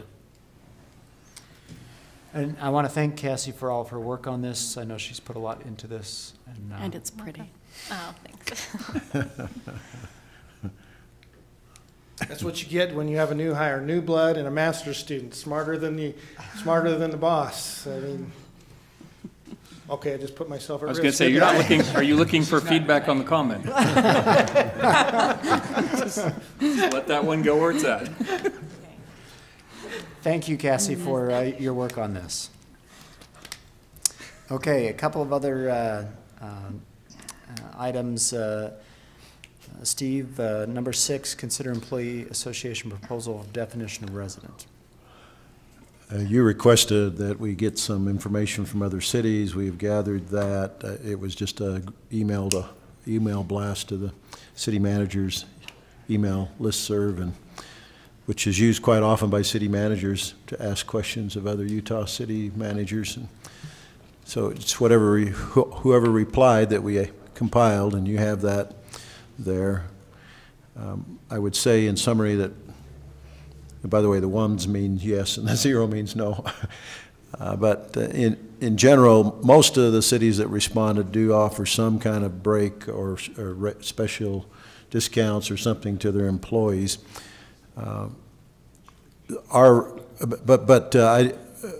Very few, if I can't remember how many, maybe none, give those things to the former employees.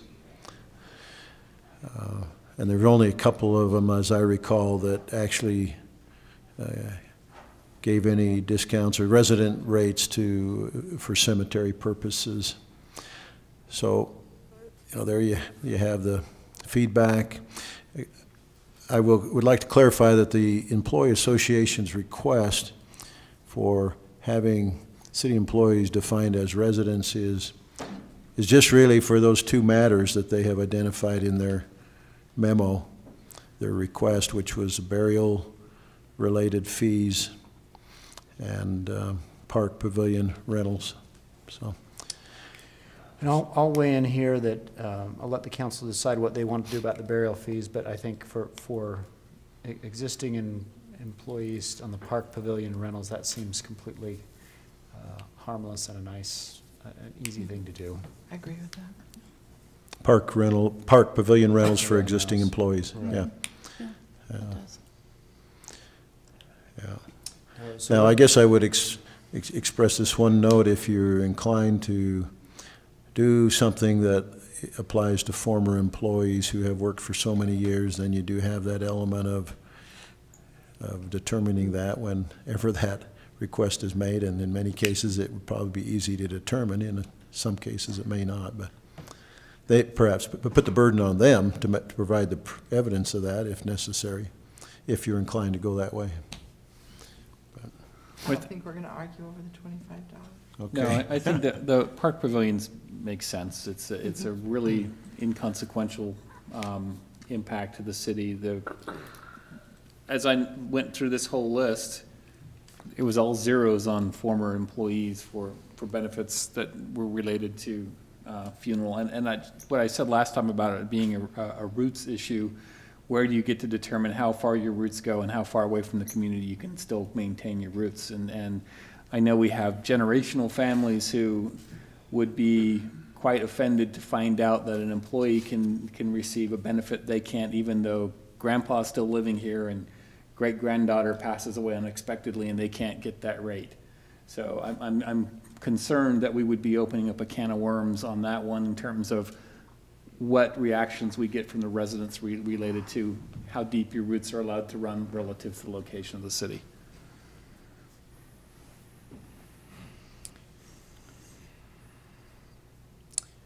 Others want to comment on this or make a motion? I have two thoughts. On E, if they've been an employee for 10 years, does the treatment as a resident last forever, or is it limited? The way it's written, it's forever. I'm not going to fight that, but if we're going to do that, then I think dealing with what has been said, we need to provide some kind of a forever clause for people who've been long-term residents, but for a period of time have been out. And maybe the answer is that both of those categories last for 10 years after your qualifying event terminates.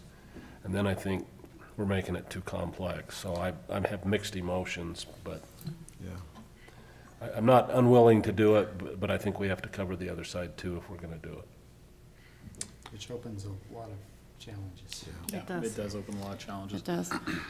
As far as, oh, sorry, go ahead. No, I was going to say Farmington is the one close to us that answered. I called Bountiful and they said they don't.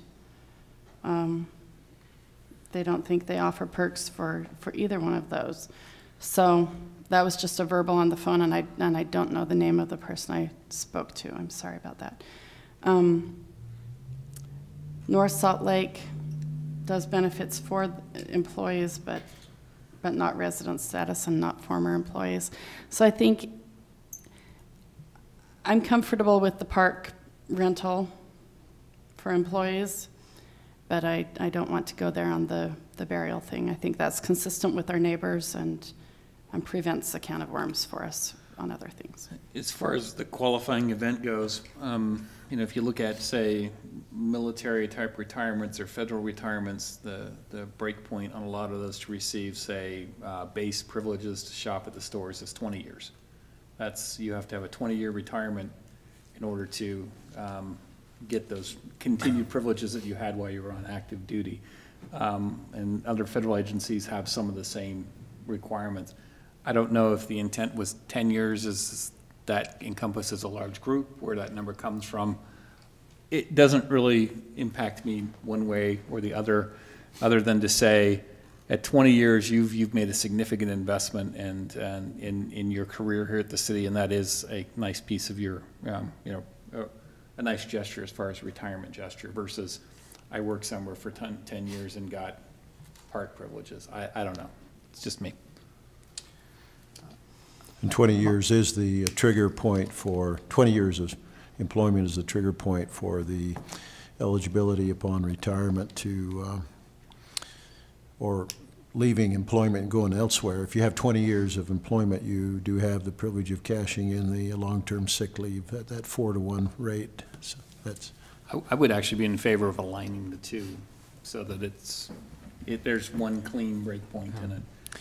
So I think you can decide what privileges do you want, are you in favor of giving either of these two privileges to current employees? I think everyone says current employees, Park Pavilion is fine, right? Yeah, I'm fine with Yes. And I don't think I hope there's not a large demand for current employees for the burial rights. But you could do that for current employees. And then the next question is, what do you want to do with former employees? Do you want to give any of these privileges to former employees or treat former employees just like others that move out of the city? I think they have to be treated the way others are who move out of the city. Either we give it to both or we don't give it to both.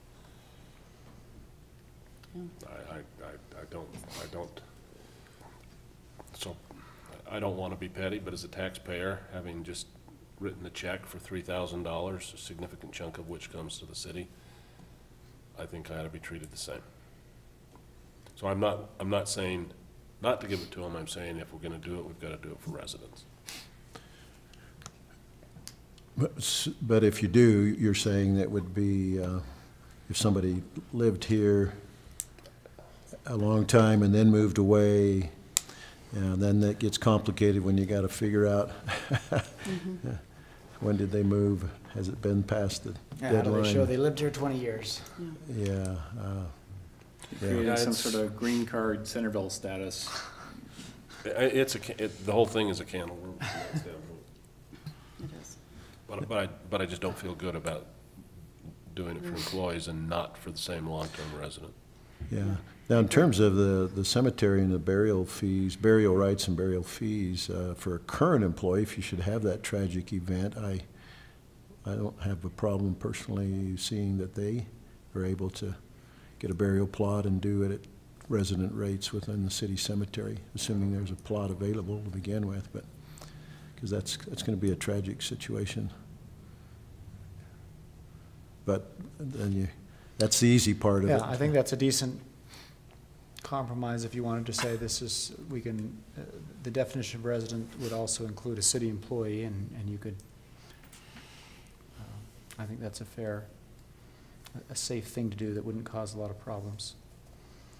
But agree, it's certainly a challenge to once you try to redefine. So we need someone to make a motion on this, or we can have some further discussion about, do you want to consider current employees residents for these two purposes? I think I'd recommend sending it back to the employee association and tell them, define some of these things a little bit further. We don't see how we can give you a benefit that we don't give to a long-term resident who moves away. You tell us. That's an option. This is also not in the form of an ordinance ready to pass. No, this is just initial. Right. You'd have to give this to staff if you were going to take some action on it. But. Yeah, I would go with that, Bill, as well, but I would also add the question to that is, what's the rationale behind the breakpoints? If you're working for the city and you've been here 6 months and something tragic happens, it seems unfair that you didn't work here for 10 years, but you were working for the city at the time of your death. Yeah, to me, it seems like if you're a current employee, an easy breakpoint would be, if you're a current employee, then we give you the benefits that residents have, which I'm not sure if there's other benefits that residents have besides that employees would want. Although residents are paying taxes for those benefits that come to the city. I don't have a big problem. In theory, most of our employees are giving 105% or more. True. So I don't have an issue with that. No, I'm not opposed to that for an employee situation. It's pretty cut and dry. It's part of the benefits package. But when you're separated from the organization and you're not here, it seems cut and dry on that end as well. So I think you could take this back to the employee association, or I'm not sure there's I don't know that we're that tremendous far off. value in that, or just direct staff to prepare an ordinance treating current employees as residents for a couple of these key purposes. And we can ask the employee association for any comment if they'd like before it goes. Well, you know what? It happens that we have a person who is both a resident and a current employee in the audience who has recently shown up. He's already eligible for everything. I understand. He hits all the markers we've thrown out so far. But he also supervises a fair number of those people, and I guess I'd be interested in knowing what he has to say about it. Well, and that's where I'm like, where did the 10 years come from in terms of, is this an incentive package? You want somebody to stay for a while? Does it have enough value for somebody to say, gee, I'm at 9.5 years, I really want to rent Park Pavilion, so I'm going to stay. So. I'd like to say that everything you've said has value, both ways. I think there's value in doing something and not doing something. I think everything you've said has great value. I don't know if there's an exact answer. There isn't, no. But I've actually asked myself the question, is that a good thing? I personally look at it as a positive thing if you allow them to bury if their child died or their spouse died and they said they've been here 30 years and they feel akin to the people, you know, I think it could be a blessing. I don't think there's an exact answer. The more I think about it, I like the idea of a current employee. I think that's a fairly low risk. The former employee, I think, is just a real challenge, as you say, compared to a former resident. So do you want to do? I don't want to make that distinction between former resident and former employee. They're both in a former category. Yeah. Just like former politicians, former mayors, former. Why are you moving? Don't worry, we'll remember you. So do I hear most of you saying that for a current employee, you would support the idea of Treat him like a resident. Do we want the rental of pavilions is clear, the rental of a park pavilion is clear, just a residential rate. In terms of burial rights and fees, the current employee, if they have a need for that, whether it's for themselves or for immediate family, Immediate family. that they would be entitled to the same residential rights. That, Yeah. that sounds good to me, actually. And I would go back, would they prefer this as a day zero, day one benefit? Or they're looking for some sort of break point? To me, it should be from the day of employment. Yeah. Yeah.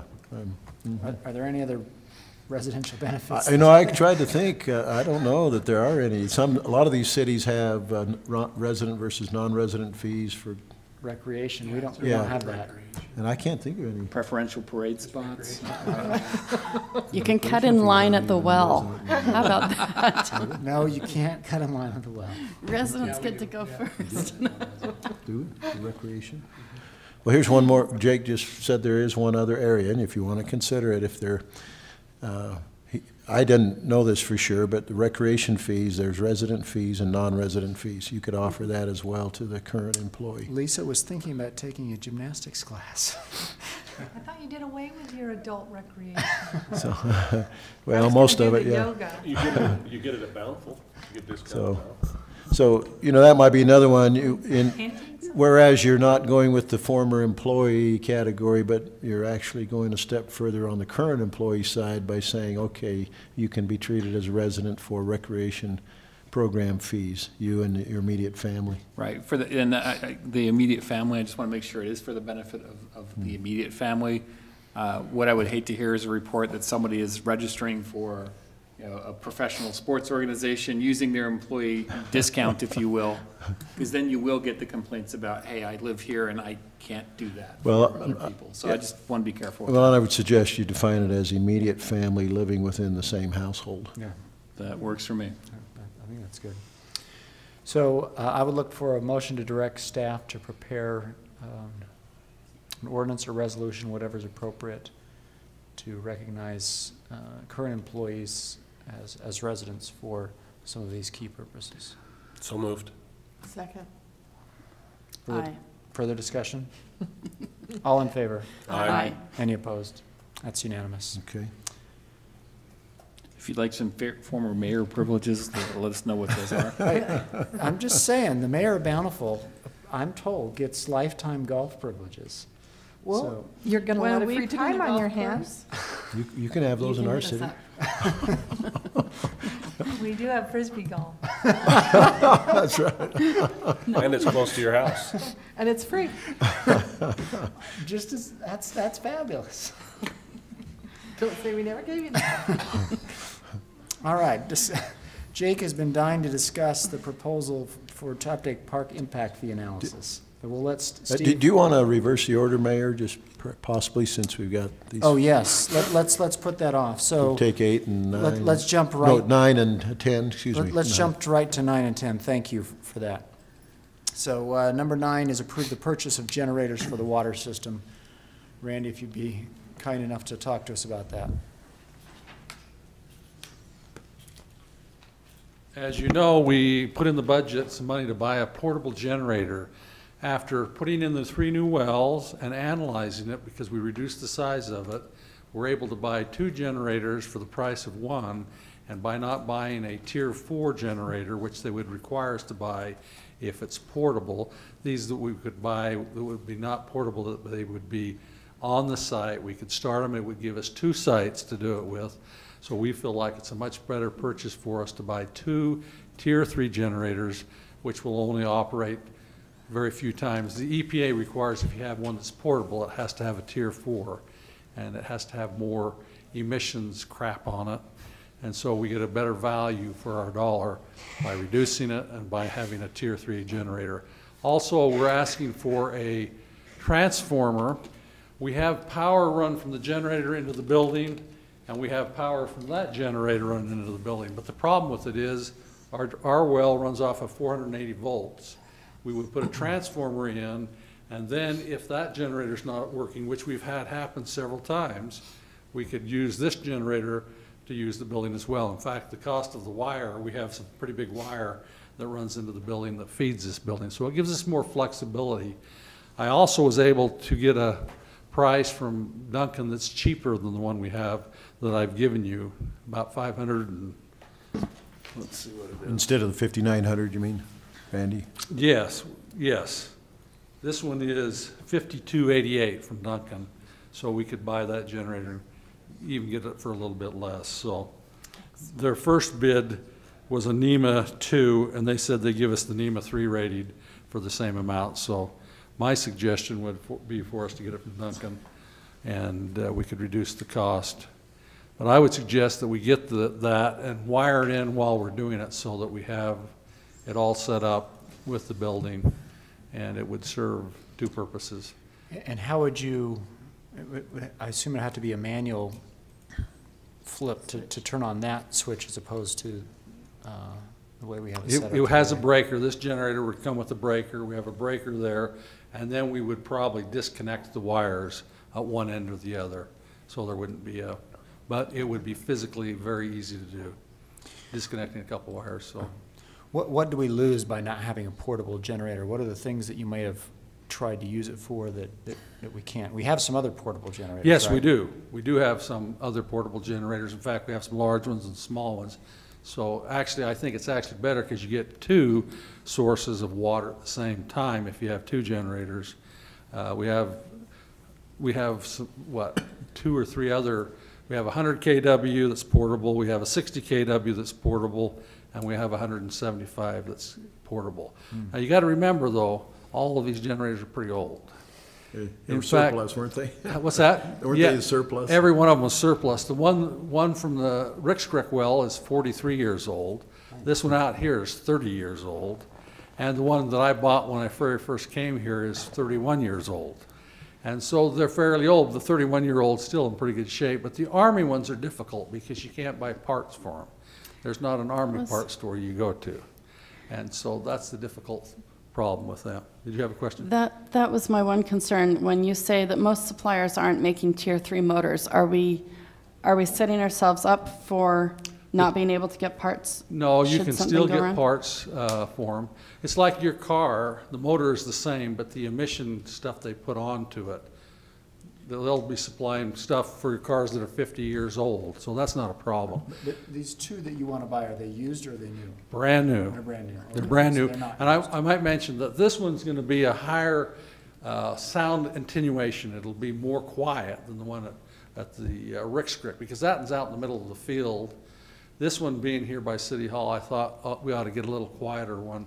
Both, for example, if we had to run it during a activity at the park or something like that, it would be better to have a little quieter one, and that's the reason I got a price on a little quieter generator for here. That one is so noisy when it starts up. It's terribly noisy, so that one I got a little bit. Plus I got a colored one for this one that's gonna cost us a little bit more to have it painted so that it won't be the ugly green color, blue color. They have kind of a greenish blue color that they have them that are standard, so it's a little nicer color.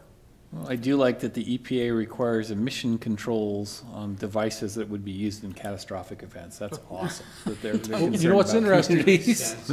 What's interesting is California, which is the highest regulated state in the United States, actually doesn't require the catastrophic generators to have to meet EPA Tier 4. So we have Tier 4 on our trucks and stuff like that, and we're having nothing but problems with them. It's like when we changed from the cars and changed to the more efficient ones, there were a number of years there where they were having a lot of problems with the emissions, and they're still having that problem. We don't want to buy something, especially if you don't use it that often. Yeah. The emission's not a big deal. Right. Yeah. So. And this one over here is really loud. I know when it goes on. Yes, you do. Yeah, so anyway, that's our suggestion. We think it'll be a great thing for the city, and looking into it, it makes the most sense. By reducing that size of a motor, we can buy a smaller generator. It allowed us to go one step down from the generator we originally was going to purchase, and so all in all, I think we've saved some pretty good money. And I think that today we've got a lot of problems in our world, and you know, there may not be very many generators left after a few of these hurricanes that we've been having and stuff. A lot of those generators are going overseas and stuff. So. Thank you. So Council, if you approve the purchase of these two generators and the step-down transformer, I look for a motion to. Can I ask one more question? Go ahead. So are you going to surplus out one of these? And Yes. what happens to it? Robin's going to buy the loud one. Pardon? What happens to it? What happens to it, we'll put it out for bid and then sell it. We actually have a place that we can sell it nationwide. We've sold a lot of our surplus equipment nationwide. Okay. So I think I heard a motion from George Second. to approve the purchase of a generators for the water system and the step-down transformer. Second. And a second from Stephanie. Further discussion? All in favor? Aye. Any opposed? That passes unanimously. okay. And being able to buy it from Duncan as opposed to buying it either Yeah. way, either way. Yes. Yeah, no restrictions At your on where discretion. you- At your discretion. Okay, You're talking about the step down. correct. Yeah, yeah. Yeah. The other, the generators will be from this Cummins. Correct. power. Cummins, Yeah. exactly. Yeah, okay. Yep. Okay. Thank you, Thanks. Randy. All right, Kevin, let's talk about asphalt. Okay, talk about bike lanes. Okay, so the frontage road bike lanes, the funding was, it's been a few years ago that the city got the funding. $970,000 federal funding. The city's match is about $70,000. The Kevin, intent would of you the, come over here to this? okay, yeah, definitely. And then use the pointer as needed? Pardon? Why do we have 2 pointers now? Yeah. They're multiplying. We multiplied that. They were so high-tech, we wanted to. Was that in the budget? So the intent of the project is to get 5-foot bike lanes on each side of the street on frontage road from McDonald's down to Lund Lane. And in order to do that, we need to widen, there's 2 cross sections we're proposing. Do you want those up now, or do you want to The refer to this cross-sections one would first? The cross sections would be best. Okay.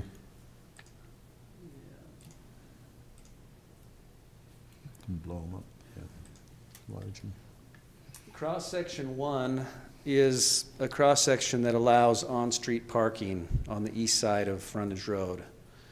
So that is being proposed in front of the residential folks from McDonald's down to the detention basin. We're also proposing on-street parking in front of the Chase Lane Frontage Road detention area in case that ever becomes a park area. The curb and gutter then kind of jots out in front of Silver Oaks and Chase Lane Village, so there would be no on-street parking. There's no homes that front the frontage road there. But then we would pick back up on-street parking in front of the park. So from the north, well, the entire frontage of the park, it's proposed that we would have on-street parking up against the curb and gutter, and then you'd have the 5-foot bike lane. 2 11-foot lanes, a 10-foot center lane, and then of course a 5-foot bike lane on the west side. That requires about 10 feet of widening from McDonald's down to the north property line of the park. We then have enough pavement width from the north property line of the park all the way down to Jennings Lane to accommodate typical cross-section number 2. No on-street parking, 5-foot bike lane on each side, 2 12-foot travel lanes, and a 10-foot center lane. And is the intent to, right now, my impression is that we don't have a center lane striped all the way down the front. Correct. And Is that's the intent to stripe it all the way down? Yes, the intent with this project, in coordination with the city frontage road overlay, so the state project will take care of the widening all along the west side where needed, and it'll also fill in the gaps on the east side at the DeVore property that's north of Lexington subdivision. Would you put in curb and gutter there, or just? Curb and gutter as well as pavement. We talked to the state and they agreed that their funds could cover that curb and gutter and widening. And would we ever charge those residents, or are they getting free curb and gutter? The cemetery. Yeah. That's a deal as a part of the cemetery. They would be getting it from the federal government for free. And then also in north of Abe Millet's to the Garlicks, there would be curb and gutter, asphalt pavement along, there's a gap there in the curb and gutter as well. So that would be filled in. Some widening would take place. While I'm talking about the east side, there's 2 spots where we feel that we need to widen the curb and gutter. Why only to Garlicks? There's curb and gutter in front of Garlicks. From Garlicks to Lund Lane. And there's curb and gutter in front of Woods PDO, all the way to Lund Lane. All right. But the curb and gutter in front of the Garlicks needs to be pulled out and pushed back several feet. So there's 2 areas that need to be pushed back on the east side. In front of Garlicks, there's about 100 feet, and then in just north of Jennings Lane, there's about 100 feet there that has a jog in it that needs to be pushed back 4 feet or so. In order to keep the traffic lanes and the pedestrian bike lanes in a kind of a straight path, right? Yes, and it saves us from widening on the west side. Mm-hmm. So yes, that's the main purpose, is to keep this as straight as possible. There will be somewhat of a transition. We don't feel that we can widen the curb and gutter on the east side in front of the Greenfields PUD because it has an elevated sidewalk that it would be very expensive and difficult. So there will be somewhat of a transition. We'll make it gradual so that we jot out around Greenfields PUD. So from the north side of Jennings Lane to Lund Lane, there would be on average about a 5-foot widening in order to accommodate typical cross-section number 2. So typical cross-section number 2, maybe let me go back and restate. Typical cross-section number 1 would go from McDonald's. Do you want this other drawing up there? Where you had the 3 segments all the way? That kind of shows existing pavement widths. Okay. This might give you kind of a reference, though. Yeah, that is good. I'll point towards. Use the wooden pointer. The wooden pointer. Oh. There we go. So Typical cross-section number one with on-street parking, total width of 50 feet from McDonald's to Chase Lane. Here the curb and gutter kind of jots out a little, well, we may have a little bit of a transition, but you can see where the pavement width narrows up there. So cross-section number 2 would come into effect from the north side of Chase Lane To the park. to the park. In front of the park, we would go back to the 50-foot cross-section, typical one. Until you get to Jennings Lane or before Jennings Lane? We would have on-street parking through the park, but at the north property line of the park, we would switch back to the 44-foot cross-section. No on-street parking from the north property line of the park all the way through the rest of the project. The difference is that from the north property line of the park to Jennings Lane, we do not need any widening to accommodate the 44 feet. But from Jennings Lane north to Lund Lane, we do need widening to accommodate the 44 feet. And so that's basically the main intent that we have to meet in order to comply with the funding is the 2 5-foot bike lanes. The on-street parking is kind of a bonus. That wasn't really part of the conceptual plan for the federal funds, but the width is there, and it can be, I think it would be of use to the city. I don't know. Absolutely. It would be of use, but I go down that road every single day, and the idea of having on-street parking that's obstructing the sight lines coming out of the park, that to me is an yes, issue. it will need to be striped, no parking back maybe even 50 feet of each side of the entrance. That is a good point. Yeah. And the trees that will be planted down there also need to be pushed back far enough to where the line of sight is, the sight distance is adequate. Yeah, we already have the problem with people dashing across the road who've diagonally parked on the other side. At least you get a little bit of run up and you can see them most of the time. But if they're on street, and I just see that as being kind of scary to me. That's a very good point. That's something that needs to be signed and maybe even striped, no parking, so that's definitely something that needs to be included in the design. Well, you'll also have to formally request enforcement. Oh, absolutely. Because it's parked on all the time now. Well, and changing the habit is the problem. But it's not striped that way currently. They're parking on the dirt. Yeah, they're parking on the dirt, but on the other side, we definitely want to stripe it. So Kevin, are there areas where there will not be a park strip between the sidewalk and the curb and gutter with this? So the east side of the street will all be exactly the same as it is now with the current park strip widths. Other than where you're altering the curb?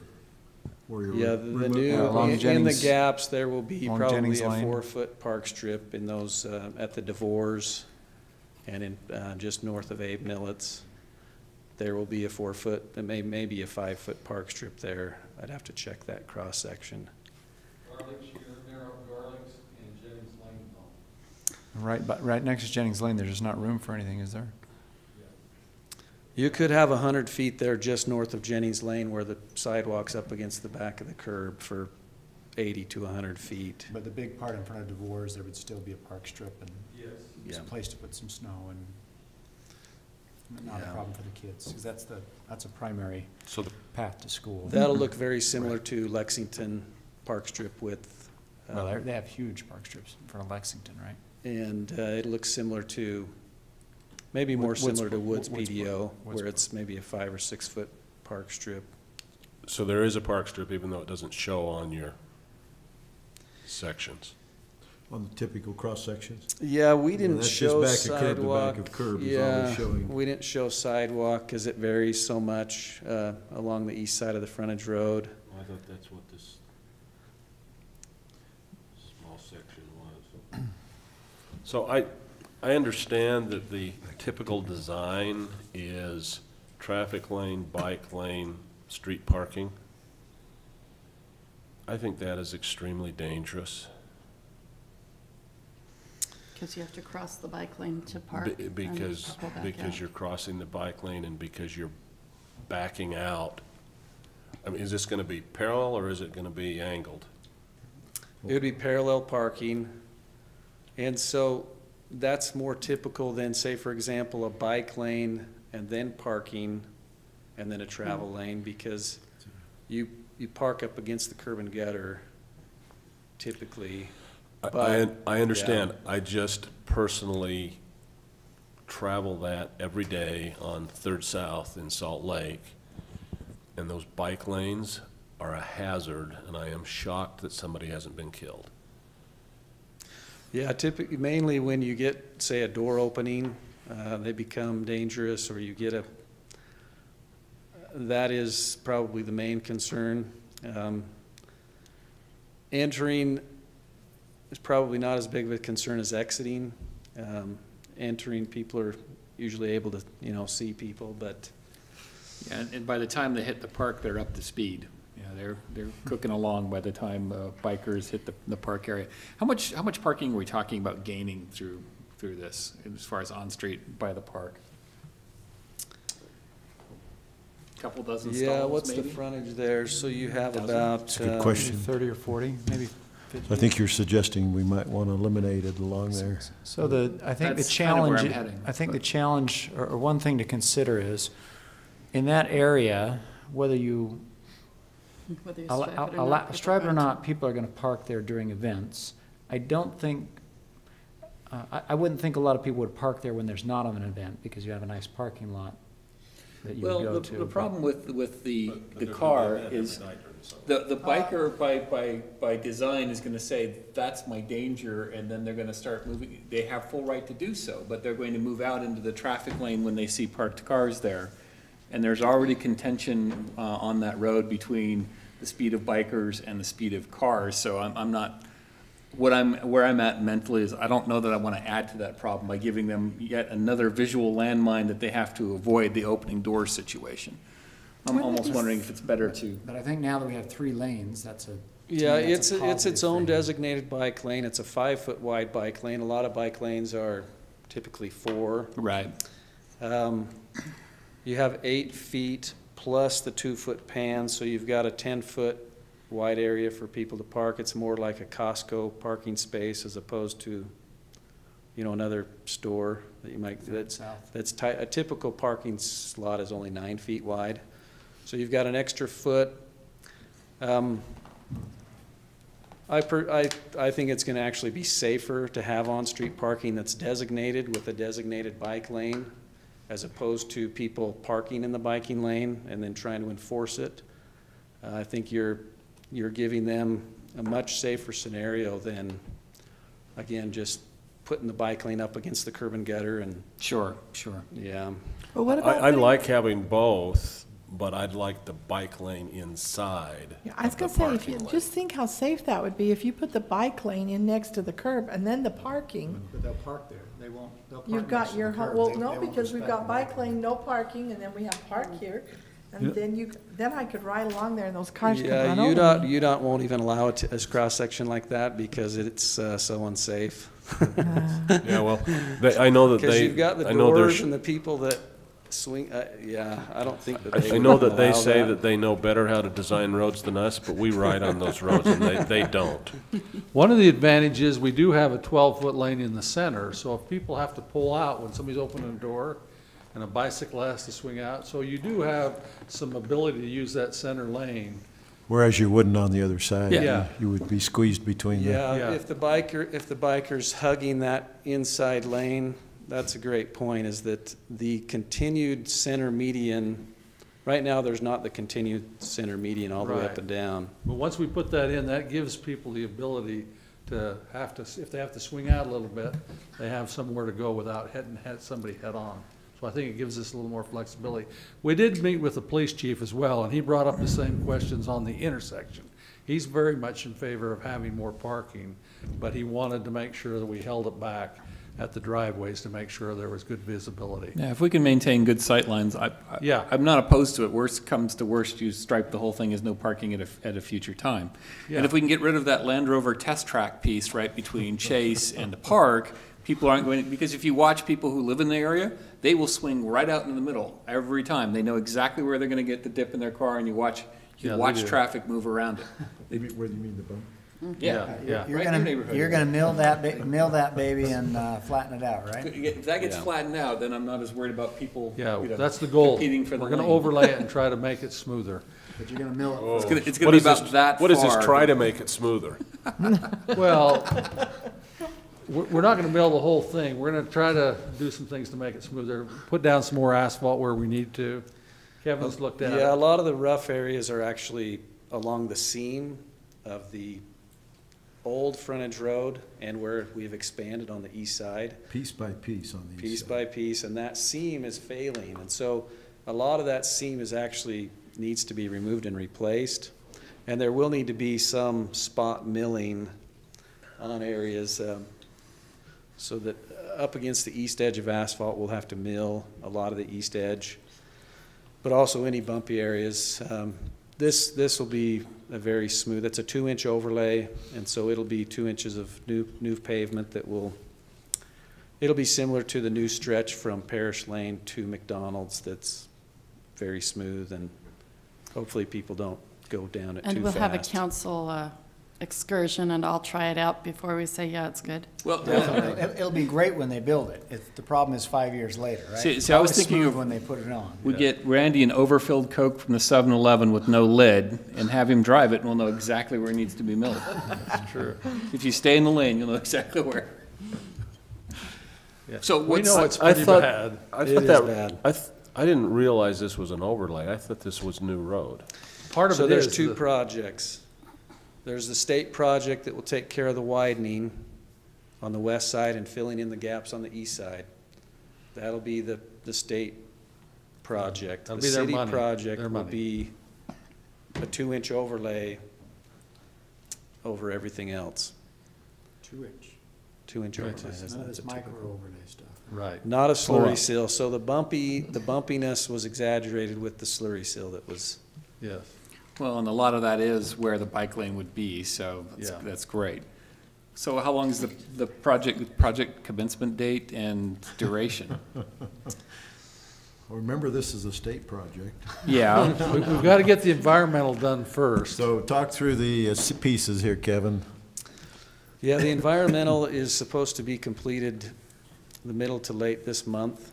The design on this will begin in January.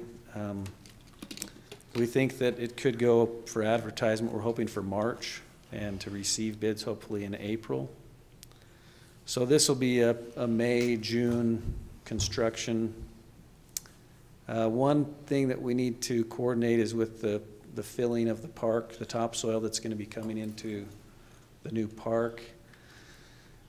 So the city overlay project, we think that this state project could start while they're filling the park and building the sprinkler system, but the overlay project will want to wait until all of the hauling in is completed. And so the city overlay project, I think we could bid that in February or March, and then we would just not give them notice to proceed for, maybe until June.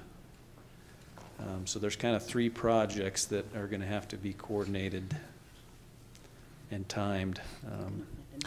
Well, no, I'm about to channel Tammy since she's not here to say it. But since we're going through this entire effort, what about trees and beautification? Is there any thought to what we could do? I mean, that is, you know exactly when you transition into Farmington, it's gorgeous as you get up past that. But our frontage road section is not really good. In terms of like water lines or anything that we'd want to prep for future, do we have everything we need for beautification on that side? Or is this the window of opportunity to add something irrigation-wise for the other side? Are you saying on the west side? On the west side. Oh. We could put some sleeves under, perhaps. Yeah, the Yeah, east good. side along the park, in fact, the entire park frontage will be getting new trees with this phase 3 of the community park expansion. The east side, but not The the east west. side. The west side, we do not have anything planned. We've done some grading over there to fill in some of the low spots, but we have not had any. It just takes We money. did look at one time, Steve, we looked at one time what that cost would be to Yeah. beautify it, and it was a lot of money. It We're would be talking significant, but you millions of dollars, yeah. recall, we get complaints about, hey, the city just uses that west side as a trash dump, which Yeah. I don't think is true, but I understand that impression. But I think that the idea of, if there's an opportunity to put some sleeves under, we may want to do that now as opposed to. For The that day question of it is, when we where have would we lots get of the extra water? money. I question whether we were basing how much water. From- We already from your- do. From your reservoir. From your groundwater that was all over the park. Actually, we are thinking about doing that, by the way. We actually are looking at probably putting a line across there. Actually, the developer's looking at doing that, so we may end up with a sleeve across there. I would like us to consider that, because, you know, I'd be the first one to donate a couple trees along that section and put them in myself. I mean, just, if we have the capability and the facilities over there, I think you get a lot of people who live in that area who'd be more than happy to chip in labor and funds to help put some beautification on You that see side. what we did down by McDonald's? We Yeah. planted some trees down there and it looked very nice. I think. And you planted the kind that would survive without Yeah. regular irrigation, right? Well, we they actually have did put it- irrigation. We put in irrigation. We have along there. irrigation Yeah, there? they do. We put culinary water to it though, because it's drip irrigation. It had to be clean, so we put drip irrigation into those trees. But most of them were drought tolerant, and we got them started with the drip irrigation, so. And do we still, we irrigate them now? I don't think they irrigate much anymore. I think there's enough water there for them now, but there is water there, so. We do have a crossing that goes across the Chase Lane that we could tie on if we wanted to do drip irrigation. And we'll have one at Jennings Lane and at Lund Lane into the future with our water project that will serve the other side of the freeway. So, I mean, at some point in time, we'll have 3 crossings that we'll cross that we could irrigate with if we want to use culinary. The problem of it is Weber Basin taking any more water from them, I don't think has much value, so. We're just gonna make sure the groundwater tank is never full, because we'll be I pushing mean, it we somewhere. could, you know, you really could use the groundwater is a great option. That's No question. seriously what I'm thinking, is if we But can sleeve and get that The water developer distributed. actually is looking at taking our groundwater in the wintertime and switching it, moving it north, or south, I mean. And so he may put that in this fall. He's considering doing that. Because he'd rather have the water at the south end of his property. We met with him yesterday. In fact. He's talking about the west side The property. west side property is having problems with the water on the west side, and he'd like to see it come out down a little further south. So he may be looking at putting in some installations on the east side, so. I think your point, George, is as staff, we should look at where we could put some sleeves in that would serve that possible for future use. And what they would do would be doing that. It may not cost us anything to have them do that.